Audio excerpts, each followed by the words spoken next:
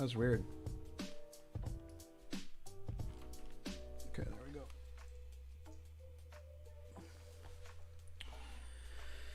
Okay, it seems like we're live again. For some reason we had that weird oddity there. Not sure what happened, but we're back. Okay, so we were here and we were looking at how compute quantity, that looks good. We're getting line child BoM ID, so let's take a look at how that is determined. So is equal to fields dot, like so, is many to 1, and then compute child BoM ID. So let's take a look at what that does, sub BoM.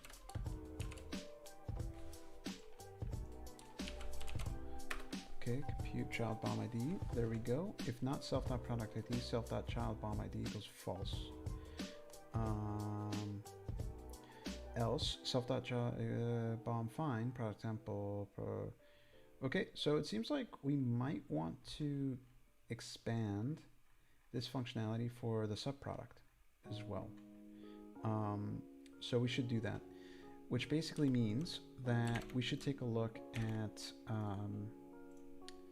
the definition of the class and more specifically mrp.subproduct. So name is equal to mrp.subproduct. Okay, and then let's take a look and see if it inherits, because it could be, nope, there isn't. So let's just do a name is equal to mrp.subproduct like so. And here we go. And basically no child BoM, as you can see here. So let's go ahead, and this is mrp subproduct. So let's go into models here and add mrp underscore sub product dot py. And we're going to go ahead, and for ease of use, I'm just going to go ahead and copy this stuff like so. It's just the syntax that we're bringing over like so. And then essentially let's go back here. Notice how we have child BoM ID, which is being computed for the mrp BoM line. And basically the best way to do something in Odoo through development is by seeing it how it's already being done somewhere else and basically repurposing it for it. So here we're going to inherit, delete that, mrp subproduct like so. So okay, from Odoo APIs, child BoM ID, compute child BoM ID, BoM ID, there we go. Okay, and that's pretty much it. What's the problems here? Models imported. Before we forget, from here import mrp subproduct. No worries. Let's go ahead and double that, and then here mrp underscore sub product as well. Okay, so essentially now we are computing the child BoM ID here. Product template, product ID, there we go, no problem. Now we can go back to the mrp BoM structure report, and this works perfectly fine because now we're actually providing the value there. Let's take a look a little bit further. Factor, line product unit, compute quantity, line child BoM ID, product UM ID, line that child BoM ID dot product quantity, that's no problem. Subtotal, self get price, line that child BoM ID factor, line product ID, no problem. Else subtotal equals price. Subtotal is equal to self blah blah blah dot round subtotal, that is fine, nothing new there.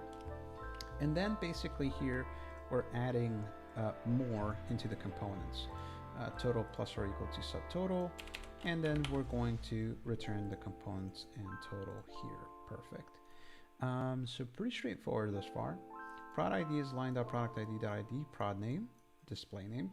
Code, line.child BoM ID, and self.getBoM reference line.child BoM or nothing, no problem. Line quantity is being determined where? Line quantity is being determined here, so no problem. Product.name, that's the unit of measure name.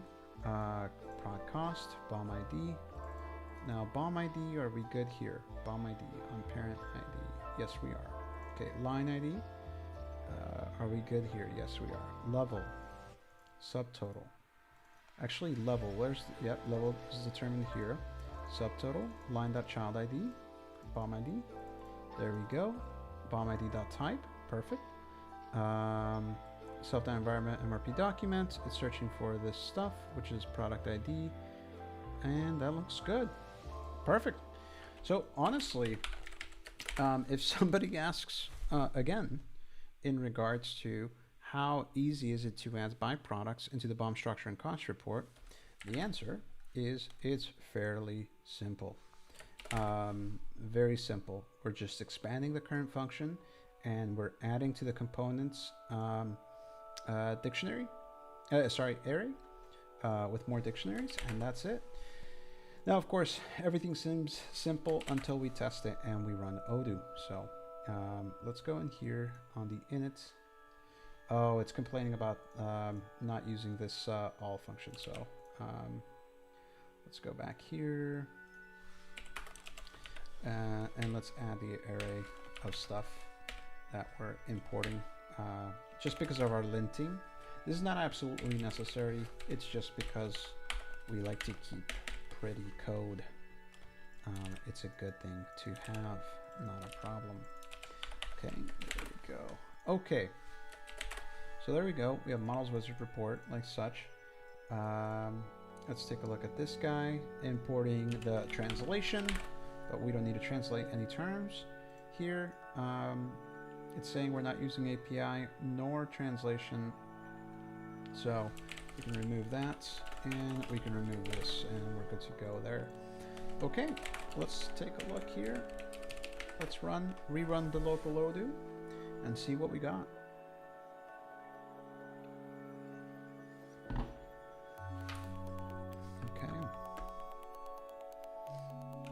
Okay, let's go check it out. So let's go back to this bill of materials. Let's do a little refresher here. And here's structure and cost report. Now notice how we have by serial showing up for 10 units, and we can have the cost of it. Let's actually add a cost to by serial so that way we can see this. So 44, 55. Let's take a look at it here. So let's take a look at structure and cost report. By serial 10, 55, nice. So it's perfect. It actually is showing that there. Next thing to take a look at is what happens if we add a bill of material to by serial. So if we go into master data bills of materials here, let's go to create. Let's create a bill of materials for by serial here, and a component of screw and a bolt. And while we're at it, let's do another tabletop because it's a sub-assembly, and let's make sure that it does go through. And here a byproduct of this as well is corner desk rights. let's do that. Okay. Sounds good. All right. So let's now go back to this. Where are we gonna go here? Okay, let's refresh. Now structure and cost report. Notice how we have by serial. We have tabletop, and notice how corner desk right is like a byproduct of this, and we can actually go through like so and see things here. So that is the way to add a byproduct. So very simple way to expand the functionality. Now the fact of the matter is,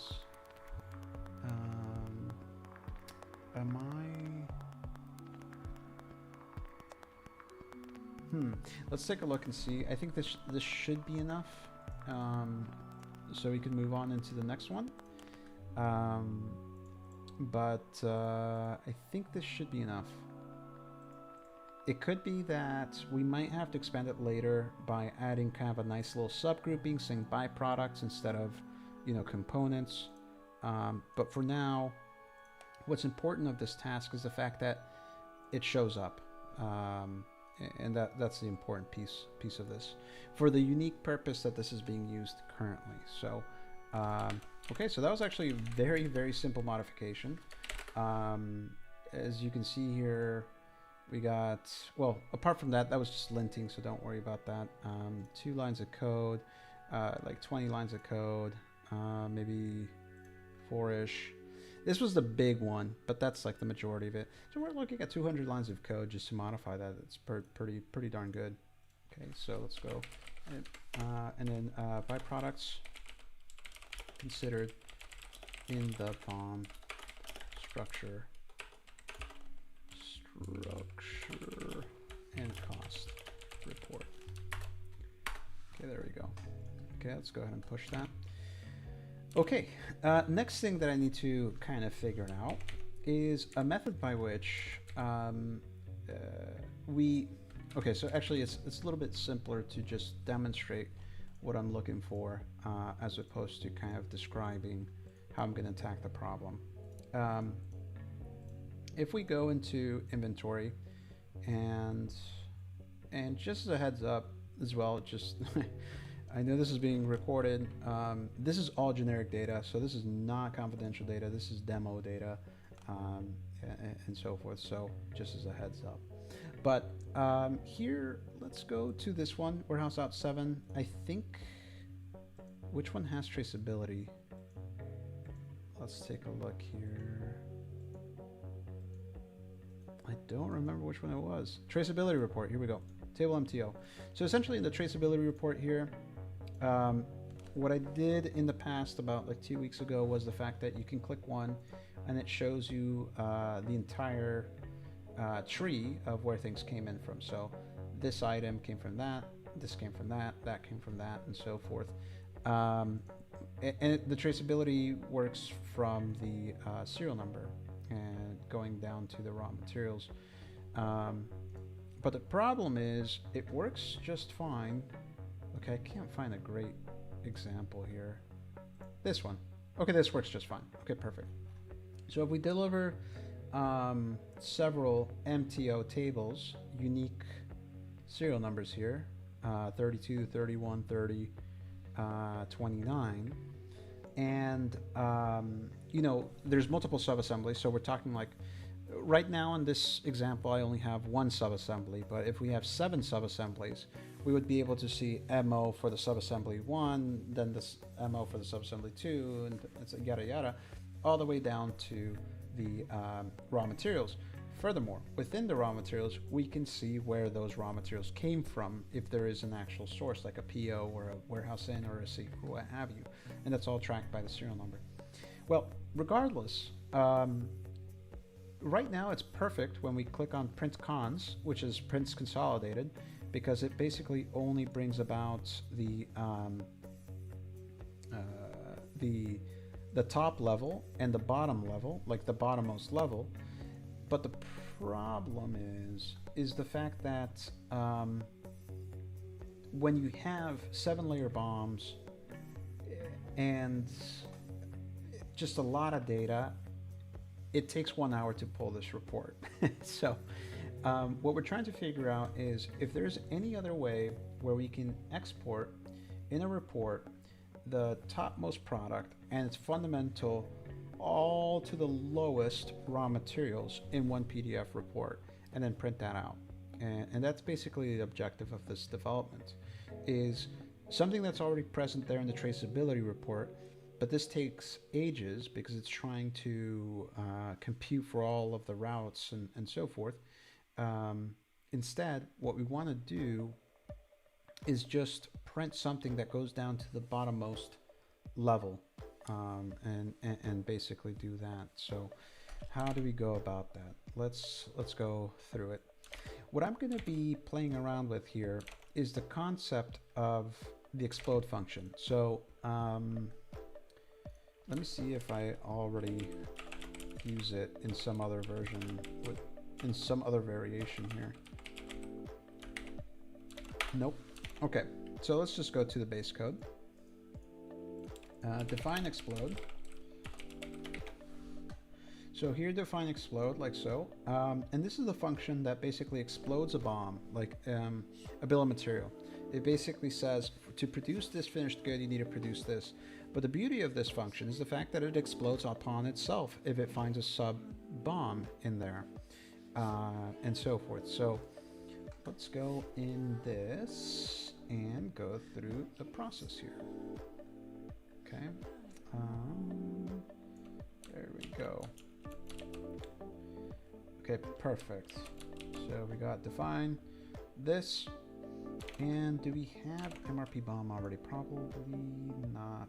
We do not. Okay, so just like before, let's do from import MRP BoM. MRP BoM, all right. Let's go ahead and add the MRP BoM here. And let's go and add a new file, mrp_bom.py. Again, you know, syntax, it's so much faster to just go ahead and copy and paste the syntax and then remove the unneeded parts, such as this. We're probably not gonna, actually, we might have to use some of these libraries, so I'm gonna keep those there. Define explode here. Let's go ahead and copy and paste this. Okay, like so. All right, there we go, easy. And then here we go ahead and inherit, like so. We don't have to bring in the explanations from the base code. Notice how there's a bunch of libraries that are unused here. We might just get away with that, so no worries with that. I should have turned off my Slack, but I'll do that later. Okay, so here we have the explode function. Let me remove this part. That's kind of, I don't like the fact that they add an import function halfway through this. This is kind of dirty to me, honestly. Let's go ahead and paste that there. Oh, not good. Let's go back. Paste that there. I don't like how they say from collections in the middle of a function. That's kind of weird. Also, I hate how they do this. If visited neighbor is equal to false, they should use not like this and then remove this. It's just not, yeah, this is so much nicer. I don't know why. Or instead of equal true, you just remove this. Python interprets this as true or false already, so no need to have the explicitness of equal. Maybe they're used to JavaScript or something, the person who developed that or something like that. I think actually JavaScript interprets it too. It could be more like a C type. A person who's more, you know, they know, they're more used to C or something like that. Okay, so let's go through this and kind of examine it. I want to call this explode for traceability for now. And what we're going to do here is we're going to go ahead and add a, actually, this will not work. And the reason why this will not work is because who cares what the BoM was? We're interested in what the actual lines are.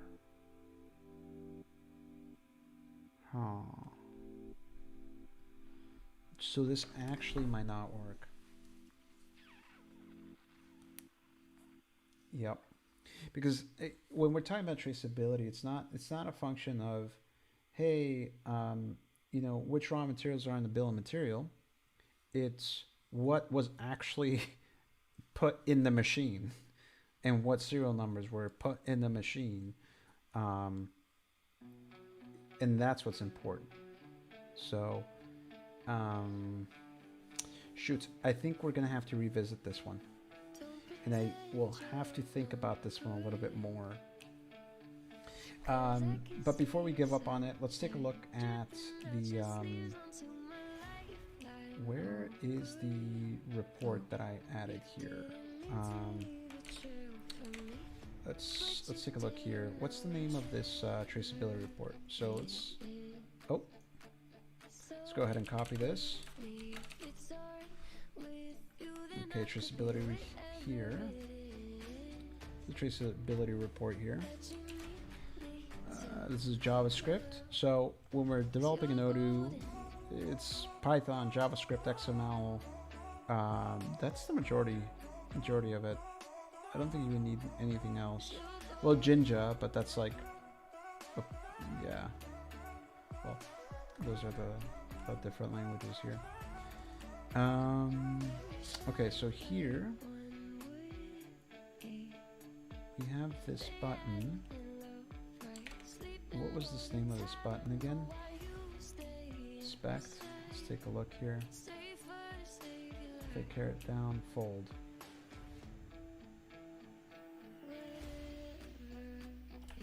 Let's go ahead and do that. Or fold.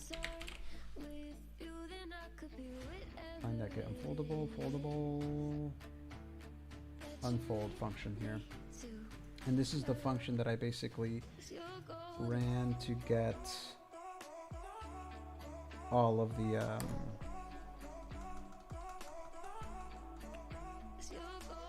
sublines.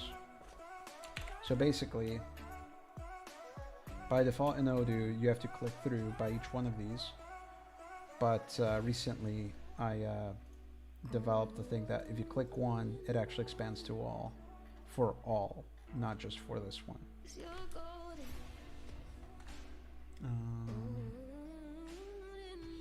Let's analyze a little bit into the function. So let's see here, when render MRP BoM line, then function, get lines is the function, stock traceability report. So let's go ahead and go here, define get lines.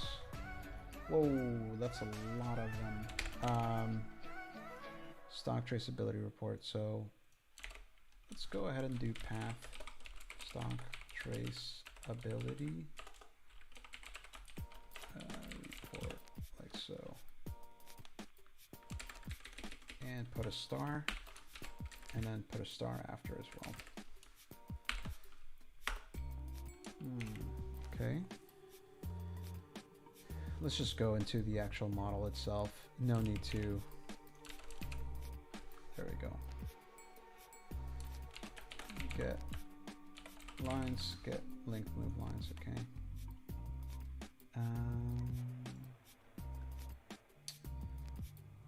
Get link move lines.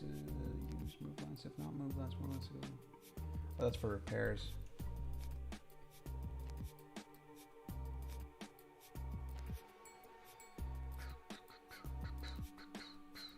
Actually, let's do one more thing. Here in the stock traceability report that I just saw it, this is adding more to it, like byproducts. And right now the client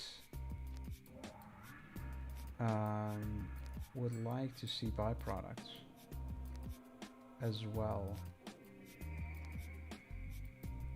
Hey, what's up, String Player Gamer? How you doing?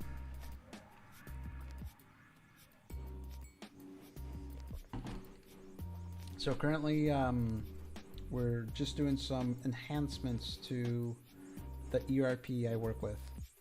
Ice cream and chill, nice, nice. Always good. What type of flavor? Traceability report. Stability report, there we go. I knew I had inherited it already.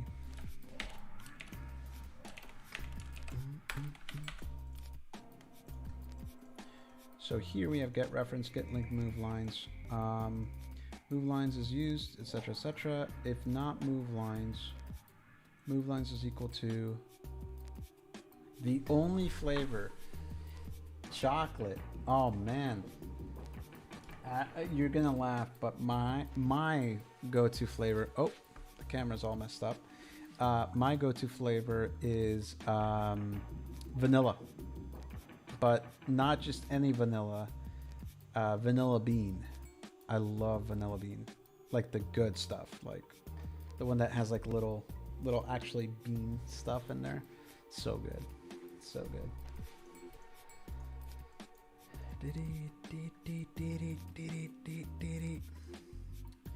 Okay, so essentially, move line.move parity and move line.consume line IDs.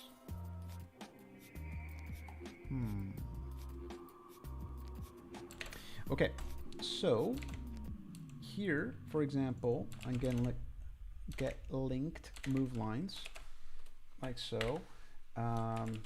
Define get linked move lines like so. We have stock traceability here for MRP. Why do we have one for stock? Oh, okay, makes sense. So here for MRP, actually we're probably going to use this better. This is actually a better thing. Let's go ahead and remove that here. And the stock traceability report exists for any transfer that has traceability, so lots, serial numbers, and so forth.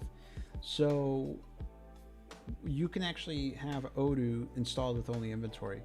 And then when you install manufacturing, it inherits the base function here, get linked move lines, and it adds the moves of the manufacturing order.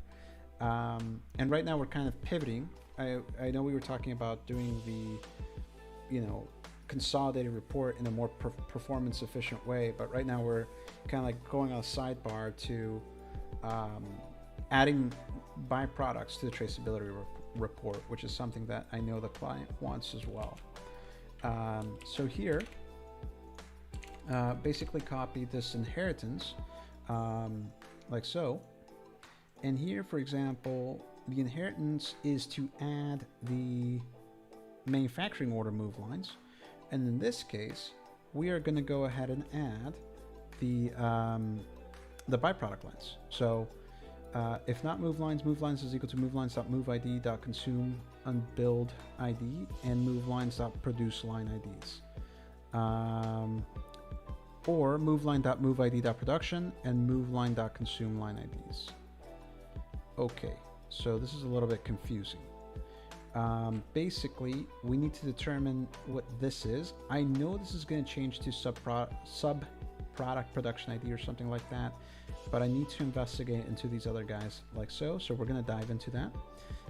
If not is used, move lines.move unbuild ID and move consume, or move line.moveID.raw material production ID and move line.produce line IDs. Okay. Got it. So as you can see here, we are doing both. So what I want to do now is go into the database here and go into the data model for MRP or stock.move actually. And here there should be a concept of byproducts or something along the lines. Byproduct. MRP byproduct. Okay, cool. Do they call it subproduct? Subproduct ID. So notice how the stock move has subproduct ID. And subproduct ID is a many-to-one to MRP.subproduct. Got it. So, raw material production. But the problem here is that it doesn't get a BoM. Nerd! What's up, Prosolus? Yeah, I'm a nerd at heart. What can I say? I'm good. Just doing some late night tasks, you know? And I thought, why not stream them?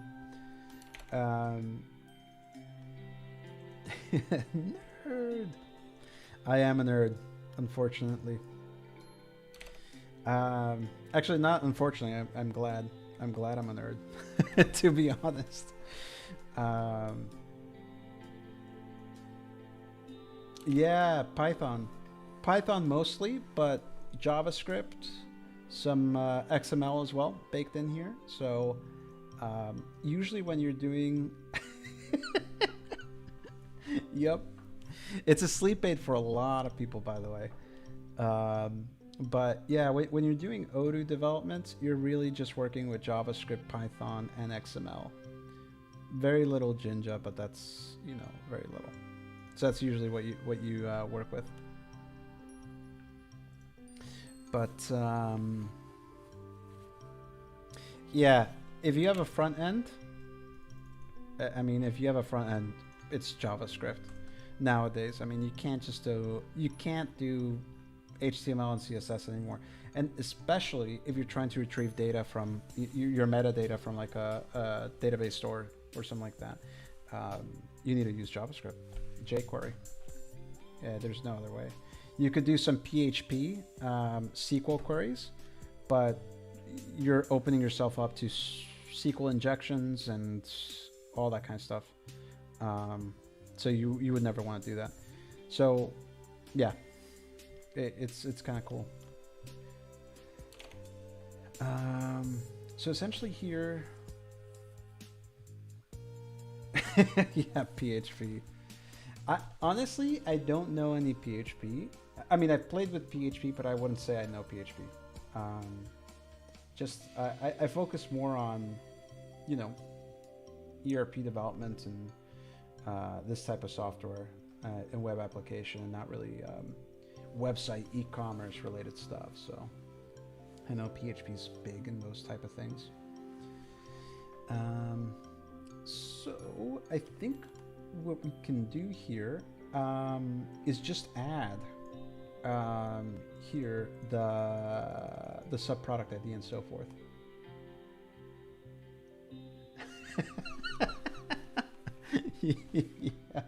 yeah.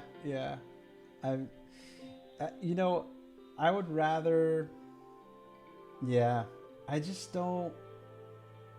would rather build my website with JavaScript, jQuery, no PHP, just your classic HTML, CSS, and then basically an ORM, you know, a Python-based ORM like Flask, Django, or something like Odoo. Odoo's custom built, so a custom built ORM.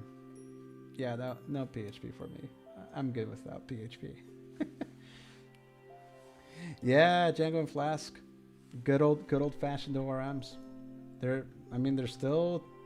It's funny. There's some actual commercial applications and commercial software being sold today, and when you like pop the hood, you're like, wait, that's Flask, and you start thinking like, what? This is an actual like legit company. Yeah, Flask or Django. It's not a bad thing. It's just it just amazes me sometimes that these you know, software titans sometimes are running good old run of the mill open source. But yeah, it's kind of cool. So moveline.moveid.consume1buildid, and actually let's just go ahead and add the only problem is get linked move lines though. If not move lines, where is it getting this though from? It seems to me very odd that it's not getting, or moveline.moveid and moveline.consume line IDs. Okay, let's give it a shot here. What I'm interested to see here is I'm interested to see what the response is. Lizzie? Wait, I actually don't know a Lizzie. Who's Lizzie?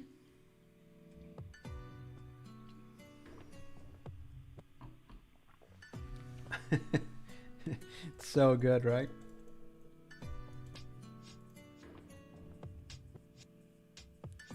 Oh, Manhands Lizzie. Oh, I'm so sorry. It's like I always like think of Manhands Lizzie as Manhands. I know, probably a bad thing, but oh, the Dell's the problem. Ugh, yuck.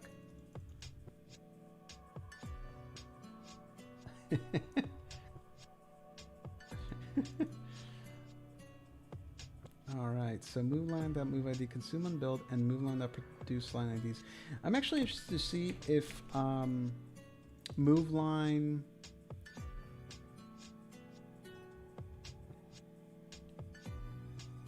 Wait, hold on. How is it happening? Because it's not iterating through the move line. So how does it move line? Oh, it's being specified per move line. That's actually an attribute that's being passed. So, got it. We're gonna have to. Okay, this is what I'm gonna do. I'm gonna go ahead and do the following. Let's go ahead and remove this, and let's go ahead and actually let's keep one for reference here. And what I want to do here is remove the and statements and the or statements, and I want to do a test where moveline.moveid, and we're going to reference this subproduct because basically this should be referencing an MRP subproduct record, sorry, something like that. If not used, and then is used, moveline.moveid and moveline.consume IDs or produce line IDs. So basically, again,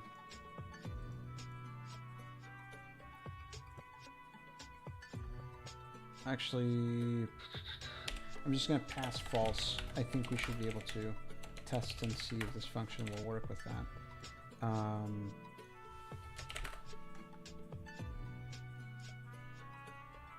Wait, strong nerd affliction here. We'll have to amputate. Wait, what?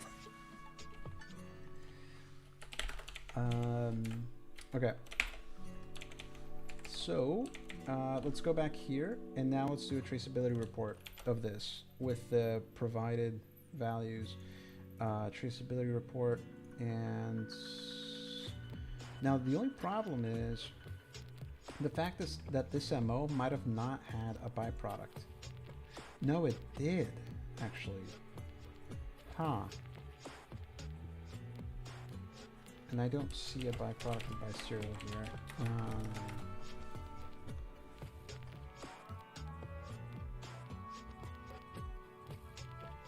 Oh, got it, got it.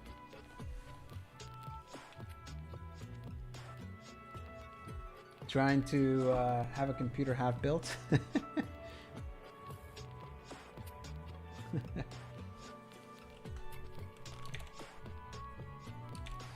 All right. This actually seems a little bit more complex than that, so.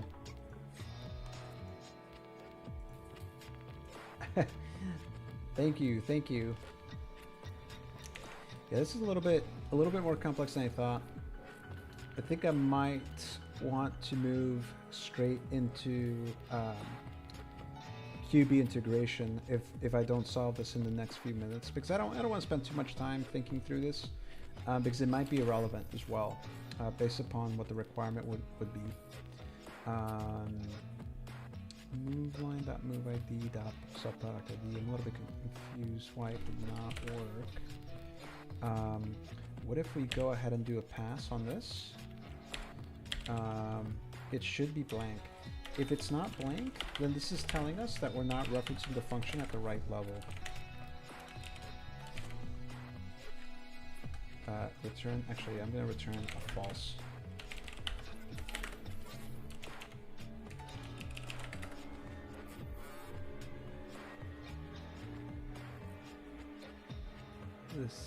That's good. She really needs help. She only discovered because of this that this were cheaper than the laptop parts.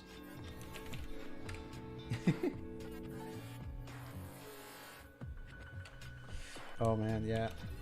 I mean, it should be like Legos, building the computer. I mean, technically speaking, right? Let's go back to the warehouse and then traceability report here. Cool. Okay, so we are referencing at the right part.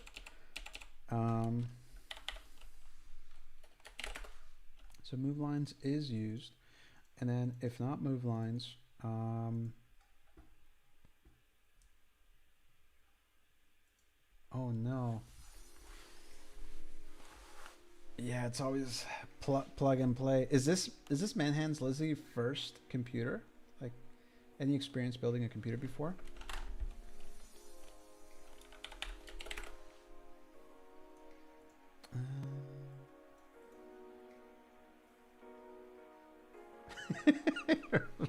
Will find its way back to us somehow.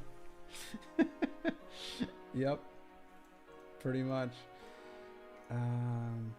Okay, I'm gonna put a rest on this. I don't want to spend too much time on this, and I'm gonna move to QuickBooks integration optimizations.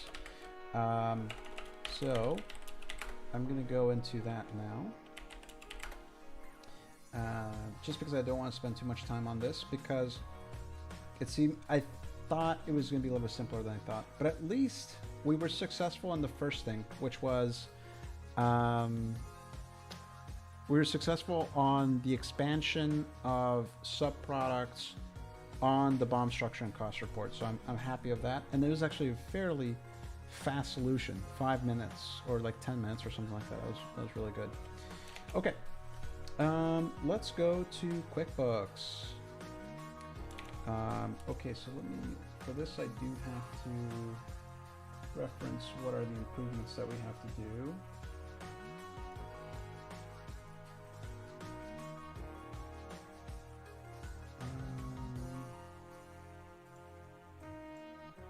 Okay.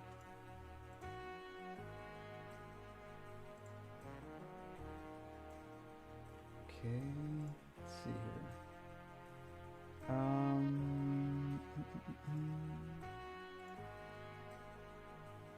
All right, canceling / deleting records in Odoo does not impact QuickBooks.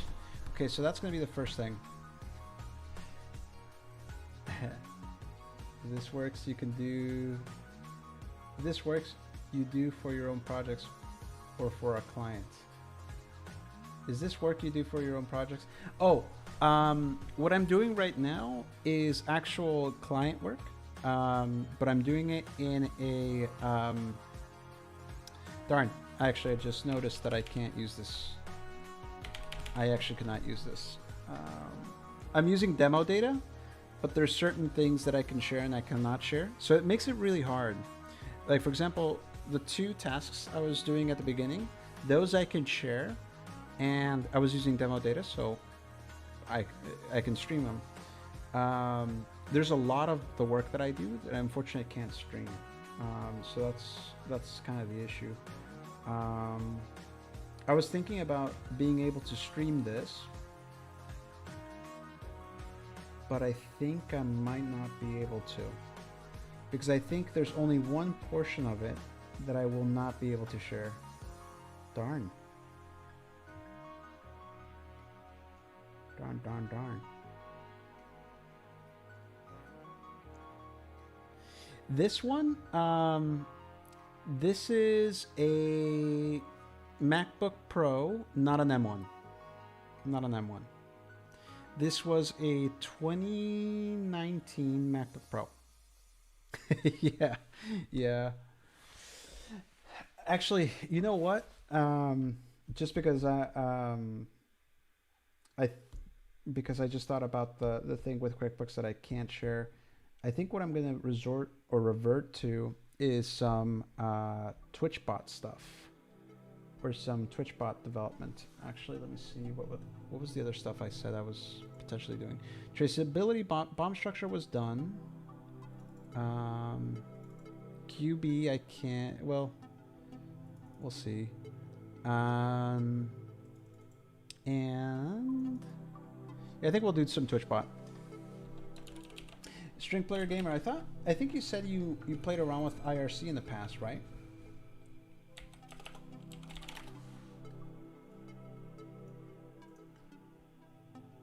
Oh, and you got your M1 today. Nice. So you've been playing around with it and stuff? Okay, so Twitch API. Fiverr Twitch developers.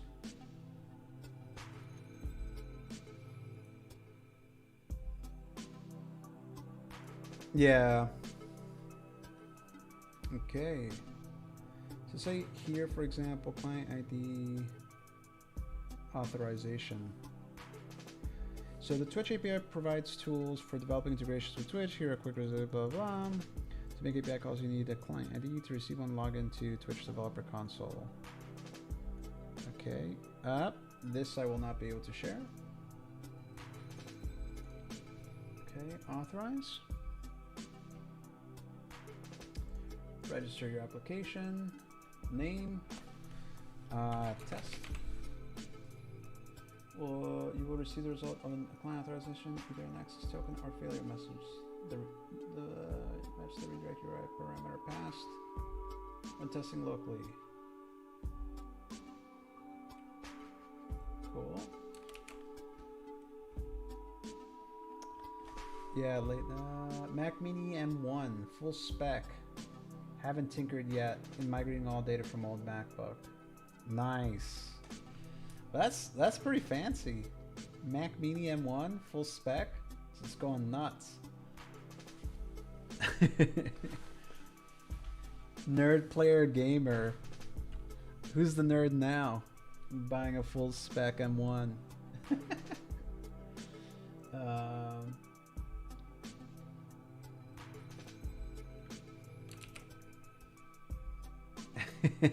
Yeah, exactly. Okay, let's continue forward with this. The authorization token, the response shows the channel is live. I wonder if they have an SDK, Python SDK or something. So the Twitch API provides the tools and data used to develop Twitch integrations. The data models and systems are designed to provide relevant data in an easy, consistent, and reliable way. Most of the API endpoints that are used to retrieve information use query parameters. In the case where multiple values can be provided, the parameter should be provided multiple times rather than comma separated. Twitch gaming data models. Try it with DaVinci Resolve. What's DaVinci Resolve?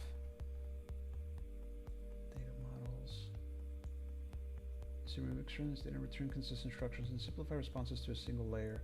While simplifying the data models, we observed a lot of overlap between users and channel objects. As a result, we combine them into the user's object. Rate limits, real-time information. Of caching depending on the type of information. Event sub should be considered for real-time information, which also alleviates the need to pull API endpoints for updated results. Event sub. Long-term, our plan is to provide a single product event sub that allows developers to subscribe to events and receive notifications over many different transports, webhooks, WebSockets, etc. Oh, that's cool. New follower, new subscriber, gone online, cheered in the channel, channel points. Authorization, create a subscription.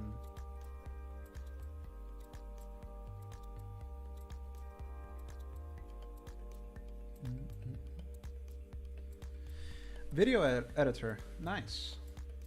I actually use Premiere Pro for Zossi K's music videos.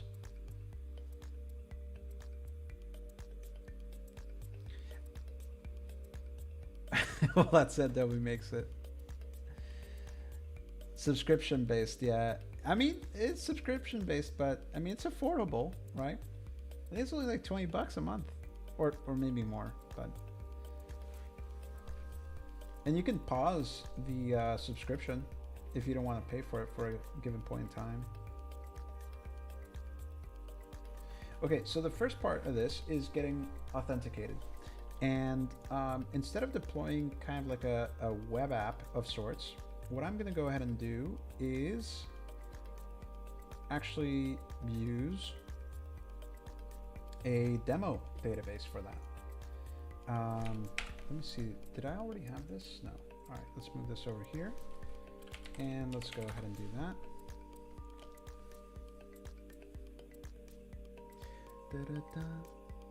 Sounds good, Prosola. See you later.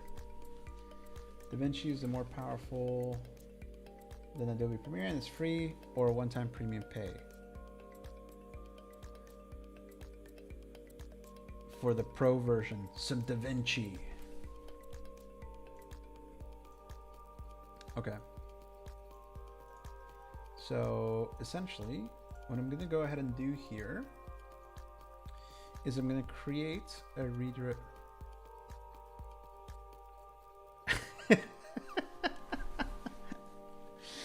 Why? Why do I need an M1? I mean, this. Hey, an Intel i9, you know, suited up. Not bad, not bad. What's the hype within the hype of M1?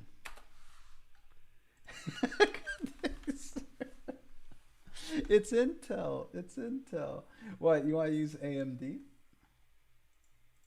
Can Apple's M1 MacBooks live up to the hype? Good question. Good question.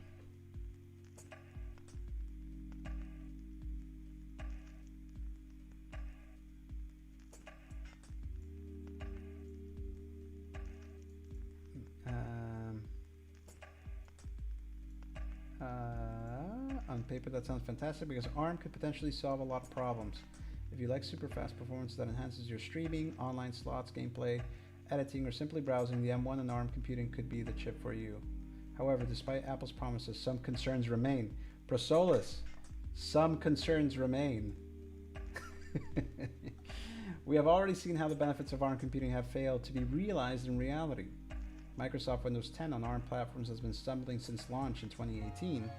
Laptops running Qualcomm ARM chips, including Microsoft's own Surface Pro, have failed to deliver on the promise of performance and battery life. ARM ISA is already pretty darn mature. Who wrote this, actually? Author info. Special guest Maria. That's the author. Not a lot of credibility to that. Special guest Maria. Yeah. Yep. Yep. True that. True that. Oh, look at this. Medium. Oh, they're brutal with the M1. Why the M1 MacBook Pro is nothing special and totally fantastic. Nothing special until... Aren't these like incongruent? The Mac... It's nothing special and totally fantastic. What? In writing this on my brand new MacBook Pro with the M1 chip, I imagine there are a lot of people wondering if they should go ahead and buy one, and if the hype is justified. I'll share some of the pros and cons and why I made the decision to buy one. I'll also discuss why you might want to go ahead and get one and why you might want to wait. Spoiler alert, there's not one right answer for everyone. First, it's important to note that I've worked in technology most of my life. I'm comfortable with new equipment and beta software. I wasn't particularly worried about being in the first wave of M1 buyers because I'm generally my own help desk and know how to work my way through just about any technical problem. If there's a way to make it work, I can find it. If I can't make it work, I can probably live with it or find a workaround. Changing chips may sound trivial, but it's a big deal. Same problem, yeah. Working from home during the pandemic has been a strain on my previous machine, which, to be fair, wasn't all that old. I had it a mid-2017 model, which puts it right around 3-year cycle where you would want to consider a replacement. For me, there were two things driving the decision to update: the butterfly keyboard, and it was really a pokey machine now, and I needed multiple windows and Microsoft Teams open all day. Even with 16 gigabytes of RAM, the user experience had gotten rough around the... Wait, what? Really? Having issues with 16 gigabytes of RAM? That's kind of nuts. When the Apple event walked through Rosetta and general compatibility, I ordered my MacBook Pro immediately after. I was especially comfortable because Microsoft had their M1 native Office suite all set for the new chip. I figured this would be the bare minimum compatibility I could tolerate. Did I expect zero problems? Heck no. There will be more issues on the way. Some I even knew ahead of time, like how Parallels, a virtualization package that runs Windows and Linux for me, did not currently have a compatible version for M1. It's also important to know that I have an Intel-based iMac to fall back on. Oh man. Yeah, that's true. Chrome is a massive RAM hog. In my case, my 5-year-old Intel MacBook Pro is aging and I want to settle. Desktop mode. Yes. Yeah. I've actually been thinking of buying a tower and building my own computer.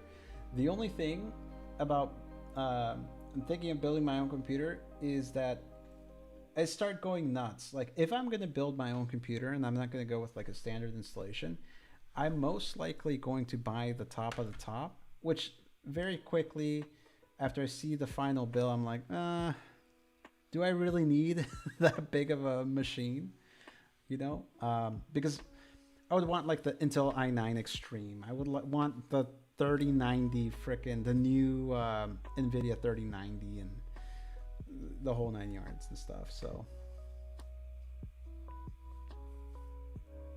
Chrome, really? Wow, I didn't know that. Yeah. String player gamer. If you ever check out and monitor your RAM, guaranteed, Chrome will probably be in the top. I mean, of course, when you play video games, maybe a video game will have a higher one, but 9 times out of 10, it's Chrome, like 30% of your RAM. Actually, let's take a look. Why not? H-top. Let's see here.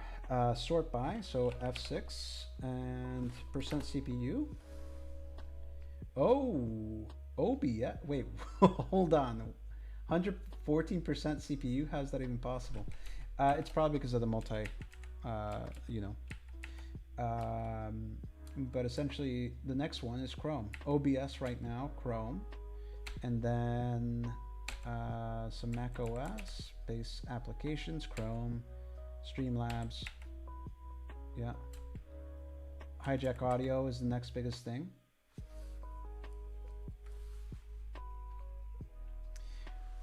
When I built a 32-core server with 256 gigabytes of RAM, a massive increase over my previous 8-core, I celebrated by opening an extra 10 tabs in the Chrome.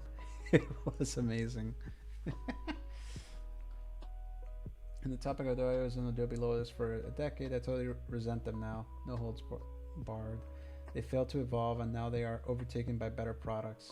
DaVinci Affinity Photo for photo editing. 10. It's Chrome. Hello.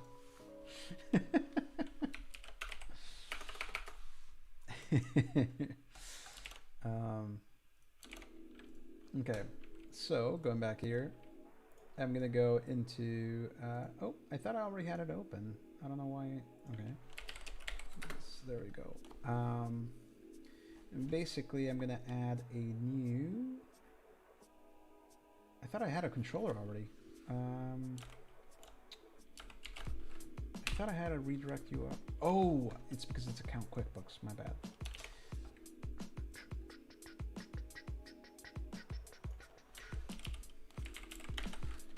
There we go. Well, it wasn't like Opera was supposed to be like a really good user experience and so forth, but like it wasn't. Or there's like, you know, I mean, Mozilla is a pretty venerable company. Mozilla, so Firefox and such, pretty good stuff. Actually, this thing we built for code searching using Elastic, we're using also DXR, which is maintained by Mozilla for code search and so forth. Super fast, it's nuts. Okay, so here we have a controller, and basically what I'm going to do is I'm going to create a redirect URI so that Twitch can actually send it to me, and we can get the authorization here with no problem. Okay, let's go into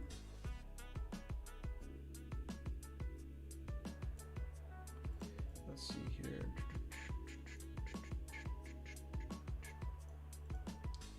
I'm actually just going to do a string of the arguments, actually. That's what I'm going to do. So logger.error, then quarks. Okay, and this is going to be Twitch code.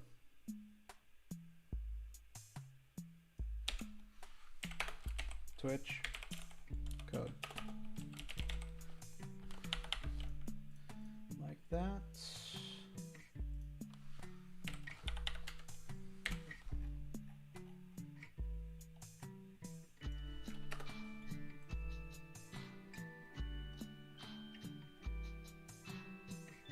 Yeah, something like that. I'll do it.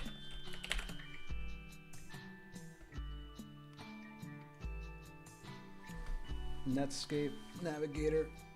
That's a for me, string player gamer. Have I met Zossie K in real life? Yeah. So I don't know if you know, but Zossie K and I live together, so we most definitely know each other in real life. Yeah. Yeah.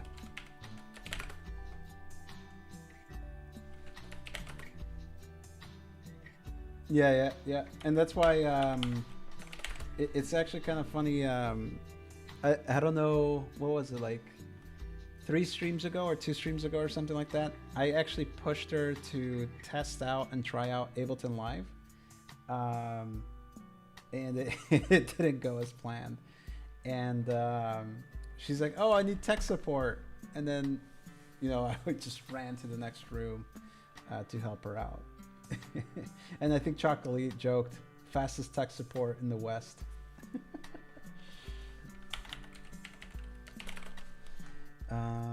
Okay, so I think that will do there. And let's do localhost, HTTP localhost here. So I'm basically setting up an application. The bears, I know. Oh, okay, so apparently it removed it here. So Twitch code. So we're going to do there. Let's go into here. Let's go ahead and run that again. So basically, testing on stream. And then basically here, I'm going to do HTTP. Nope, no HTTPS. Localhost 8069/Twitch/code. Like so, Twitch/code, yeah. Category.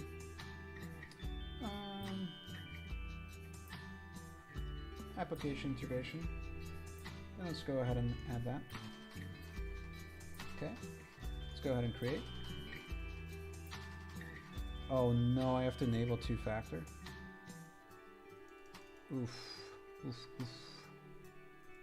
Okay, I'm gonna have to enable 2-factor now. 1 second. Let's see here. Really no idea. Enable setup 2-factor.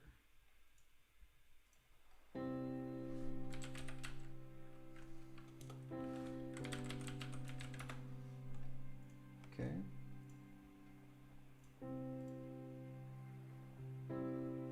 Okay.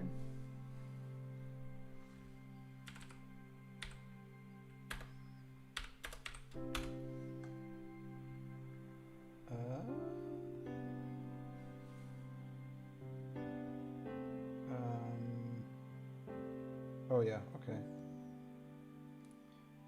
The Authenticator app.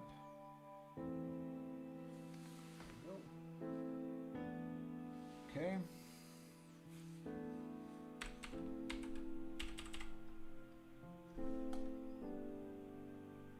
Done. Got it. Okay, so now I can do that, the other thing I was doing. Okay, here we go.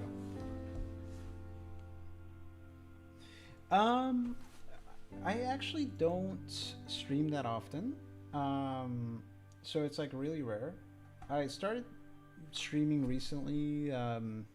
Again, actually 3 years ago, I was doing like programming streams only on YouTube, so YouTube Live, and I did it for a while, and there was like no take, like people, there was like some people that would show up and stuff, but they were programming streams, and I kind of stopped for a while, and this is just me trying streaming out again, a mixture of games and programming.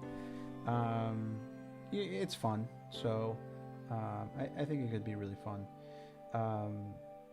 What I really enjoy actually is streaming games. My first stream was like a few weeks ago, like 2 weeks ago, of a game. I've never streamed a game before, and it was actually a lot of fun. It was like hanging out, you know? So I really enjoyed it. So let's say stream test, and here HTTP localhost 8069 Twitch/code. Let's go ahead and add that. Let's go ahead and put application integration and click on create. Client name already exists.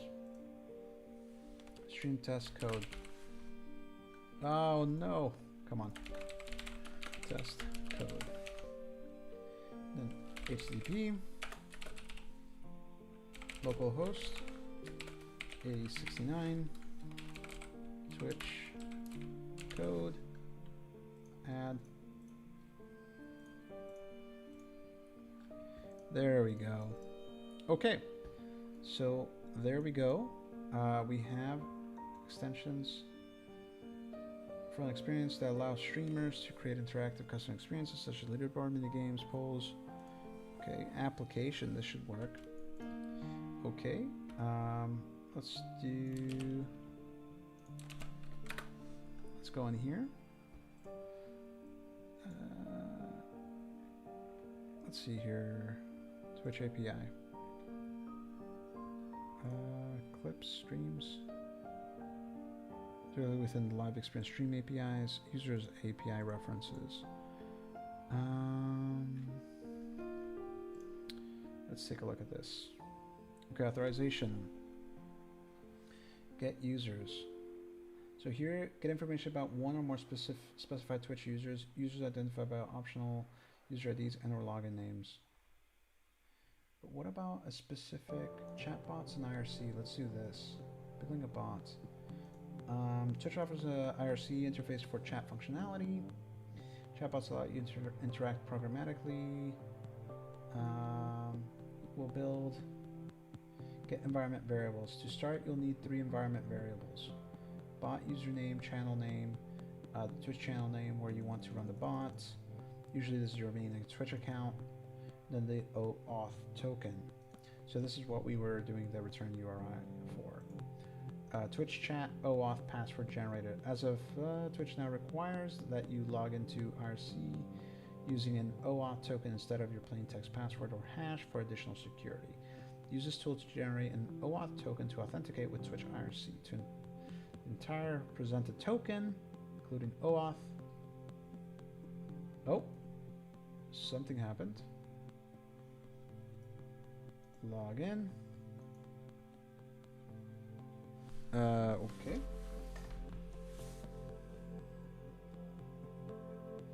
Apparently it booted me out of the streamer dashboard. The stream manager. There we go, we're back. Okay, that was weird. Okay, so now let's go ahead and connect. I wonder if it's going to, let's go ahead and move this over here. Connect there. Authorize. Okay, cool. So you cannot see that, which is good. OAuth token, channel name, and bot username. Okay, so the account username that the chatbot uses to send chat messages, this can be your Twitch account. Okay, so let's do bot username. And that's going to be my account, so it's going to be GFP Solutions. All right, sounds good, String Player Gamer. nice to see you. Thank you for hanging out. I appreciate it. No worries. Hope you enjoyed your chocolate ice cream and some chatting of nerdy stuff.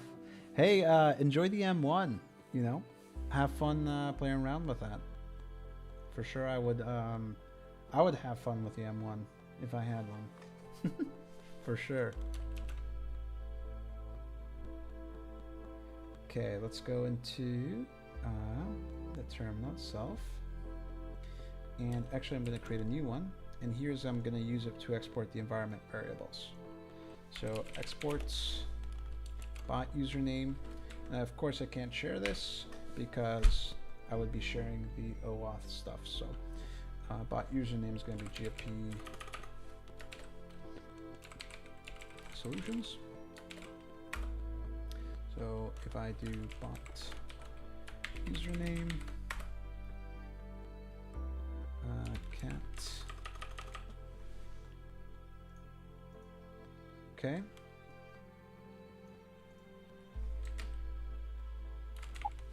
Let's do that. Environment bot username. Okay, well. Okay, and next thing that we want to do is export. So basically, this is your Twitch main account. Yep. So export channel _name is equal to GFP solutions as well. Okay, and then we have OAuth token. Export OAuth token. Hey, what's up, fantastic random team? How are you?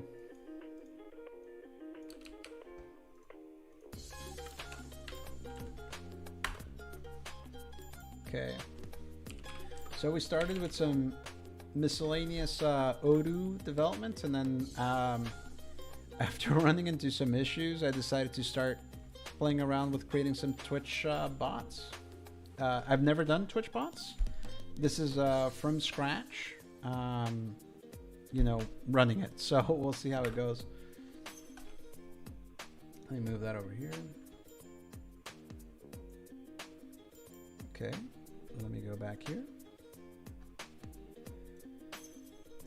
Yeah, have you ever, fantastic random team, have you ever played with bots or like coding your own bot or something like that?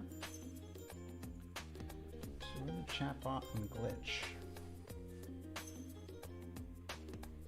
Yeah, we'll see. We'll see how hard it is or how fun it is. We'll see. Glitch lets you create, edit, and host an app in the cloud. The code for the tutorial is live and can be accessed here. Simply put your credentials on the environment variable above in the environment file and click run. Okay. So that's Twitch chatbot for developers. Got it. No worries.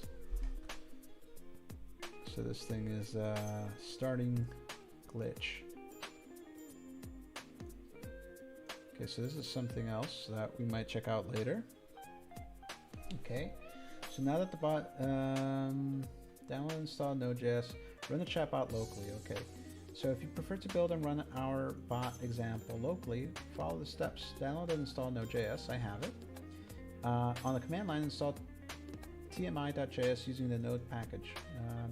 I think I think I have npm installed here. So let's go in here. Clear that, and then let's do, there we go, npm updated check failed. Why?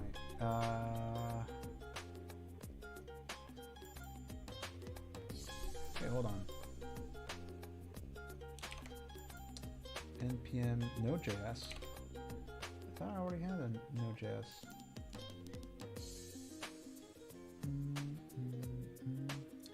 Recommended for most users. I'm going to go ahead and install that. I thought I already had Node.js. Apparently not.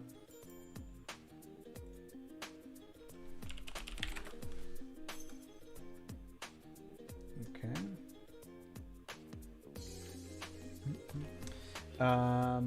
I was very pleased I conquered a bit of my project I was stuck on the other day. I got some things working, so that was very exciting. Nice! It's always exciting when you when you find solutions, you know, to something that has been plaguing you for a while. Okay, let's go ahead and do this, and let's go back to our home directory actually, and let's do that. Okay, no such directory. Okay, for some reason, hold on, am I, wait, oh, what happened? Let's go ahead and remove that.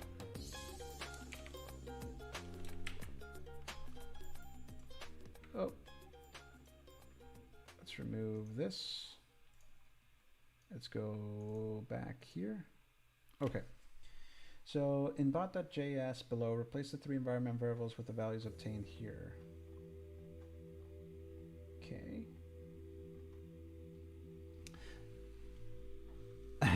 So what fun stuff are you wanting your bots to do? World domination? Pretty much, you know, just basic world domination. That'd be nice. For now, right now, what I'm trying to do is just, you know, get something running so that way we can test it live right now on the stream. I think it'd be fun to do it live. So here, let's go ahead and do bot.js. So run bot.js locally using Node. So let's go into here, and let's make there, and it's Twitch bot. And then let's do to Twitch bot, and then clear that, and then let's go ahead and actually, hold on. Did I should have done. Well, okay, clear. Okay, let's go ahead and do this. Exactly, right? We'll start with world domination first. All right, so then, okay, vim bot.js here, and let's go ahead and do that. Okay, looks good. Okay, we're gonna change here. So essentially we're good for now with this. I'm gonna change this to have our username, password, and so forth, and then I'll switch back. So let's go ahead and put the username and password here. So this is gonna be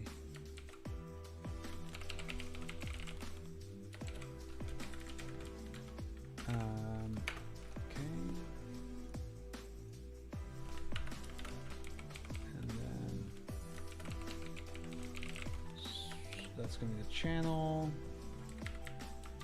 the OAuth token,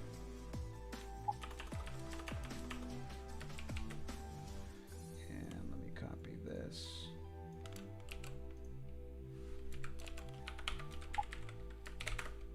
Okay. Okay, so I got that running. Okay, moving this back in here. Let's go in here and let's do that. There we go.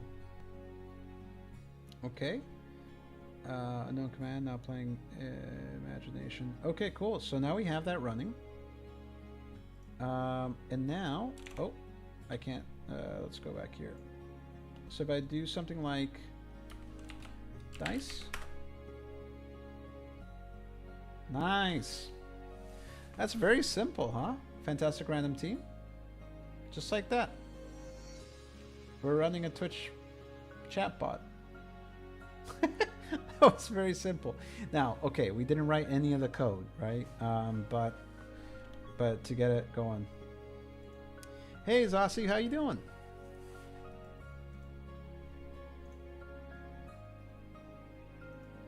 let's see here. Do it now. Code for world domination. Nice. Yep. Look, do you guys see yourselves right now in chat? Look at this. Look at this. Isn't that cool? All right, so essentially now let's go ahead and play around with things to do here. What I'm going to do is I'm actually going to play around with this code and kind of mess it around with it and run it over here and such. So, okay, so let's do this. I'm going to go here, file, let's remove that, file, new window, file, open, and I'm going to put in home directory, TwitchBot. Here, we're going to, actually, let's just go ahead and open TwitchBot and click on open. There we go. Here, I'm going to create a new file, call it bot.play.js, and this one will not contain the credentials, so we can actually play around with it. So it will contain, you know, username we can put in, so GFP Solutions. OAuth token we won't put in, so we're going to put here for now.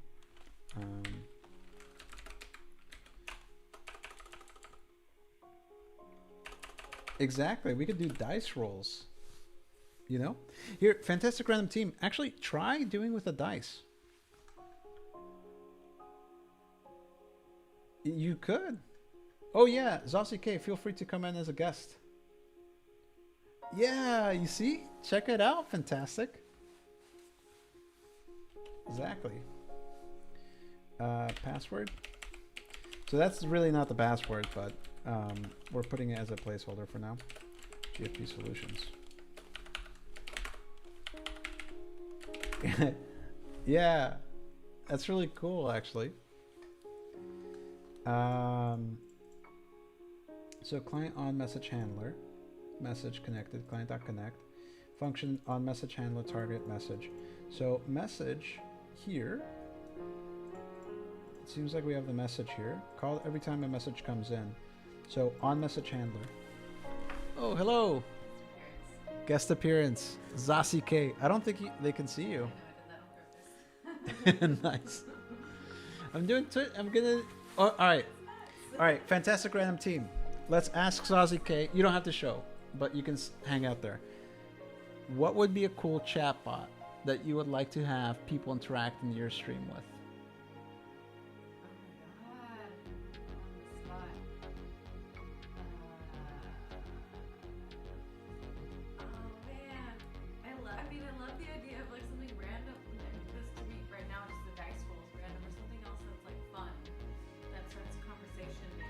Yeah.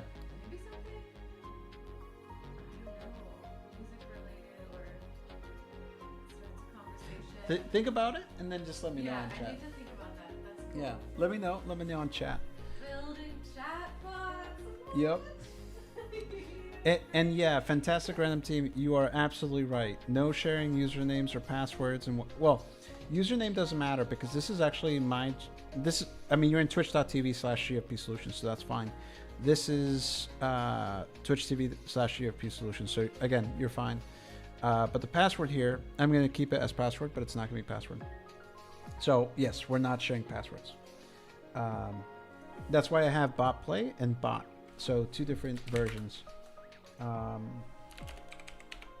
Okay, so I'm going to put this here. And basically what we're going to be running is bot.js. We want a lot of the bots I see have positive things like hug commands and other positive messages for sharing with the community.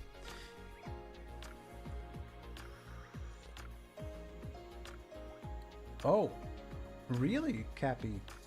Cappe or Cappy?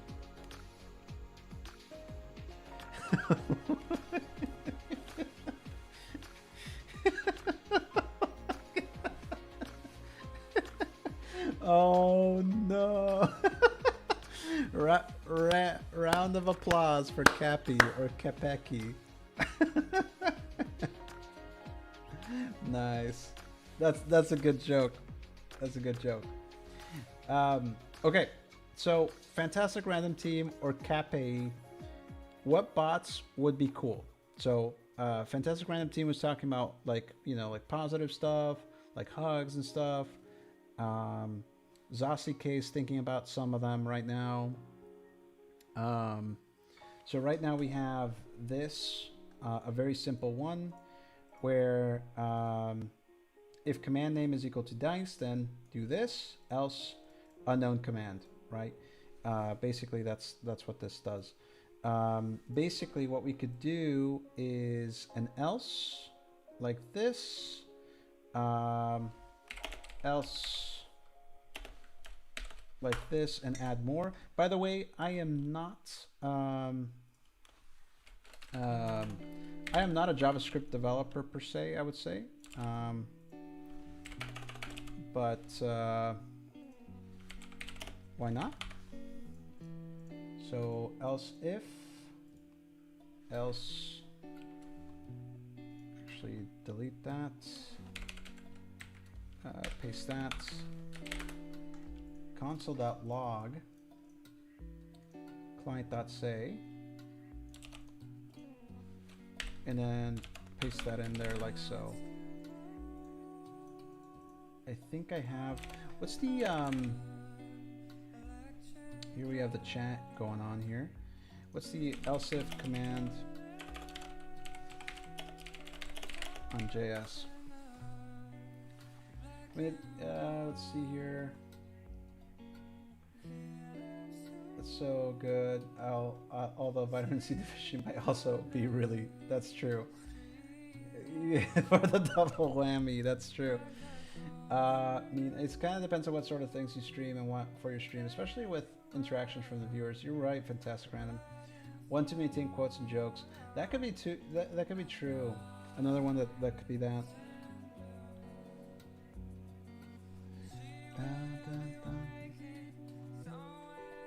Oh, it's just else if. It's not L if like it is in Python. Else if. There we go. All right, so if command dice 2, basically you rolled 2 dice like so, right? And now if we go here, BIM bot.js, actually, yeah, BIM.bot.js. So you can't see what I'm doing right now. Again, this is on purpose because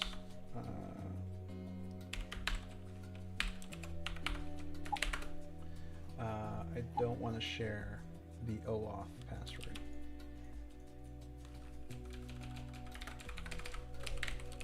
All right, let's run it again. Let's go back here. Okay, let's do this from scratch. Here we go. It's going.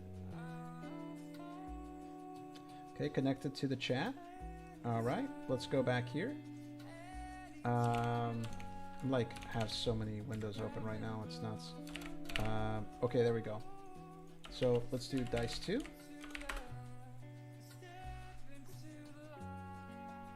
Interesting, okay. Oh no, num is not defined. So we ran into an error there.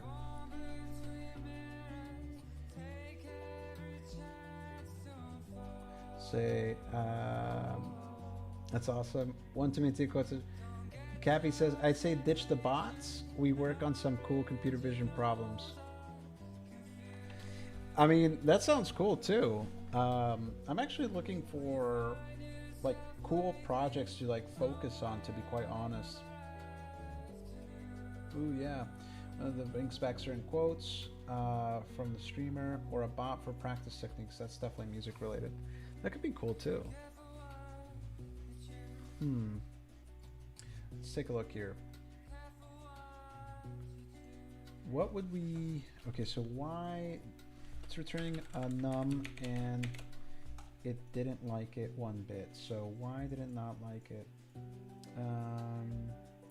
If Oh, it's because I don't define the. Oh boy, I did not define the constant.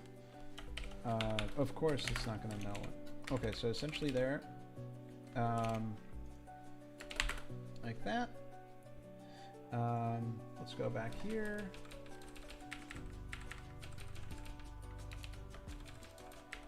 Let's do a yank here, paste that in here, like so. All right, and let's go ahead and go back here and run the Twitch bot. Dice 2. You rolled a 2 dice 1. So essentially just kind of showing you how I like to always tinker in a very minimal way first, and then start tinkering and you know, like playing around with it until you completely make your own thing. Okay, so let's say for example we want to do something else, like if command is and having essentially an else if for all this stuff might be a bad idea. We might want to do a sub function for later, but for now let's just keep it simple, right? So there you go, dice 2. Let's do something like get quote, get quote, get quote. Yeah, let's do get quote. And basically, actually this is something I've never done with JavaScript, is JavaScript get function into an API. JavaScript equivalent of get requests, Python requests. What is it equivalent for Python requests of post method? Sounds good.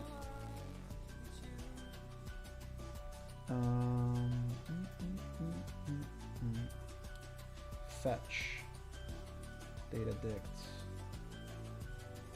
Fetch that URL. Okay, that's what we're doing. Then response. Okay, cool.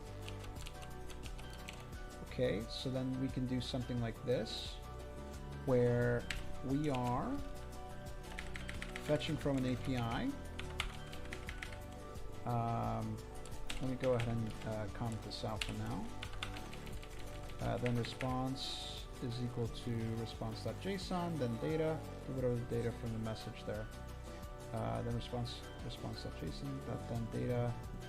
Basically here, we can do client.say. Here, let's say target, and basically this could be the data itself.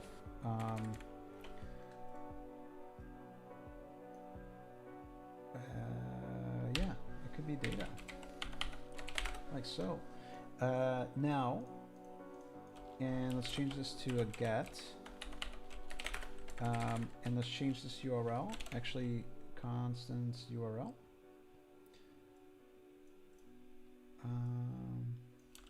For now, I'm just going to put this here, even though we don't need it, because we're not going to be going into like a authenticated area, and it would be an awful idea to put an API key on the code just like this. So here, let's see, quote API. Quote API. So quote of the day, they said so quotes.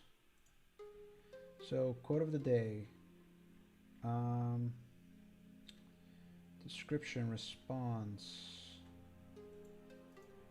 success string, quotes, author, quotes. Okay, cool. So essentially what we could do, quotes.rest slash qwd, what do we get? Perfect, that works. Okay, so essentially let's go ahead and API key, no, we're not going to add to this. We're actually just going to hit the like this.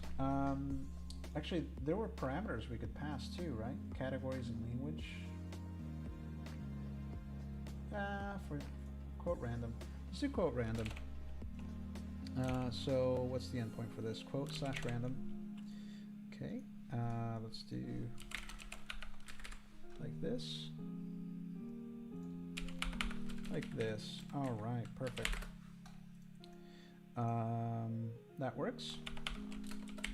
And it's a get. Yeah, it's a get, right? Yeah, get. Okay, cool. And basically, let's go ahead and do this. A little duplicate action here. Do one of these guys. Unauthorized. Why limits language? Why do I get unauthorized?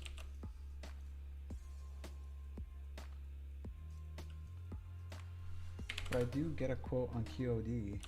Okay, that's interesting. Let's do QOD then. Okay, so let's see here.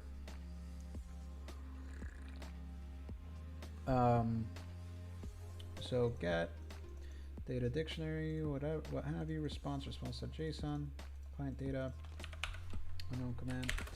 Okay, let's copy this, go over here. Let's go.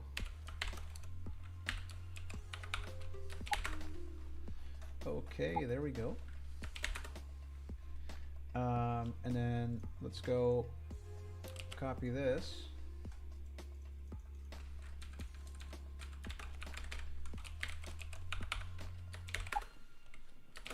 There we go. Okay, and now let's run it. Cool.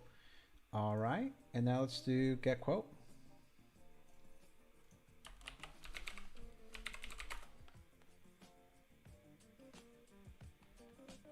Oh, fetch. It didn't like fetch. Referenced error. Why not?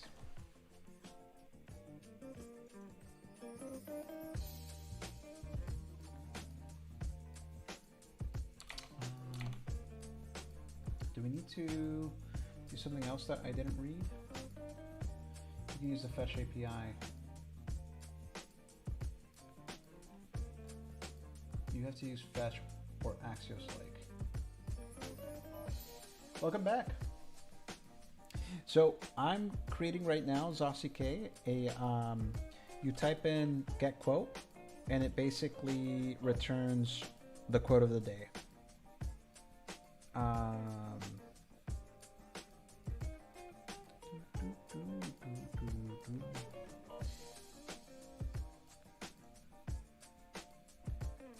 So it doesn't like the fetch. Why doesn't it like it?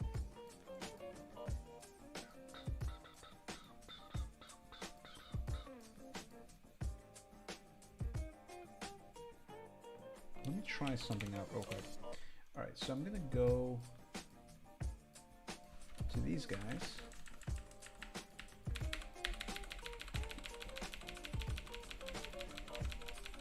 I'm gonna see if it had to do something with my syntax.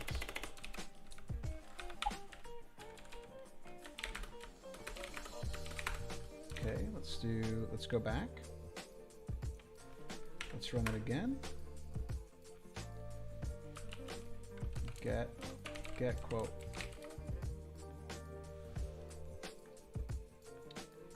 Doesn't like fetch at all. You know what? You know what I have to do? I have to do, I think I can't define it within here. Do you have a list of quotes for it to pull from? No, so actually we're just gonna be using a REST API. So we're not gonna be storing the data. We're gonna just retrieve it from another data source. And here, just by a simple Google search, we're seeing some REST API here for quotes, and it's free. So we're just getting that.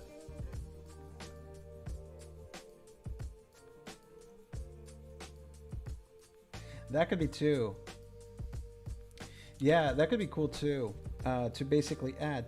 And if we did want to add, basically what we do is add a quote to a centralized database, and then we basically add the values. So that could be done as well. And we can basically have we can have like a standalone server in AWS that basically when you say add quote, it adds a quote, and then when you say quote, it returns a quote.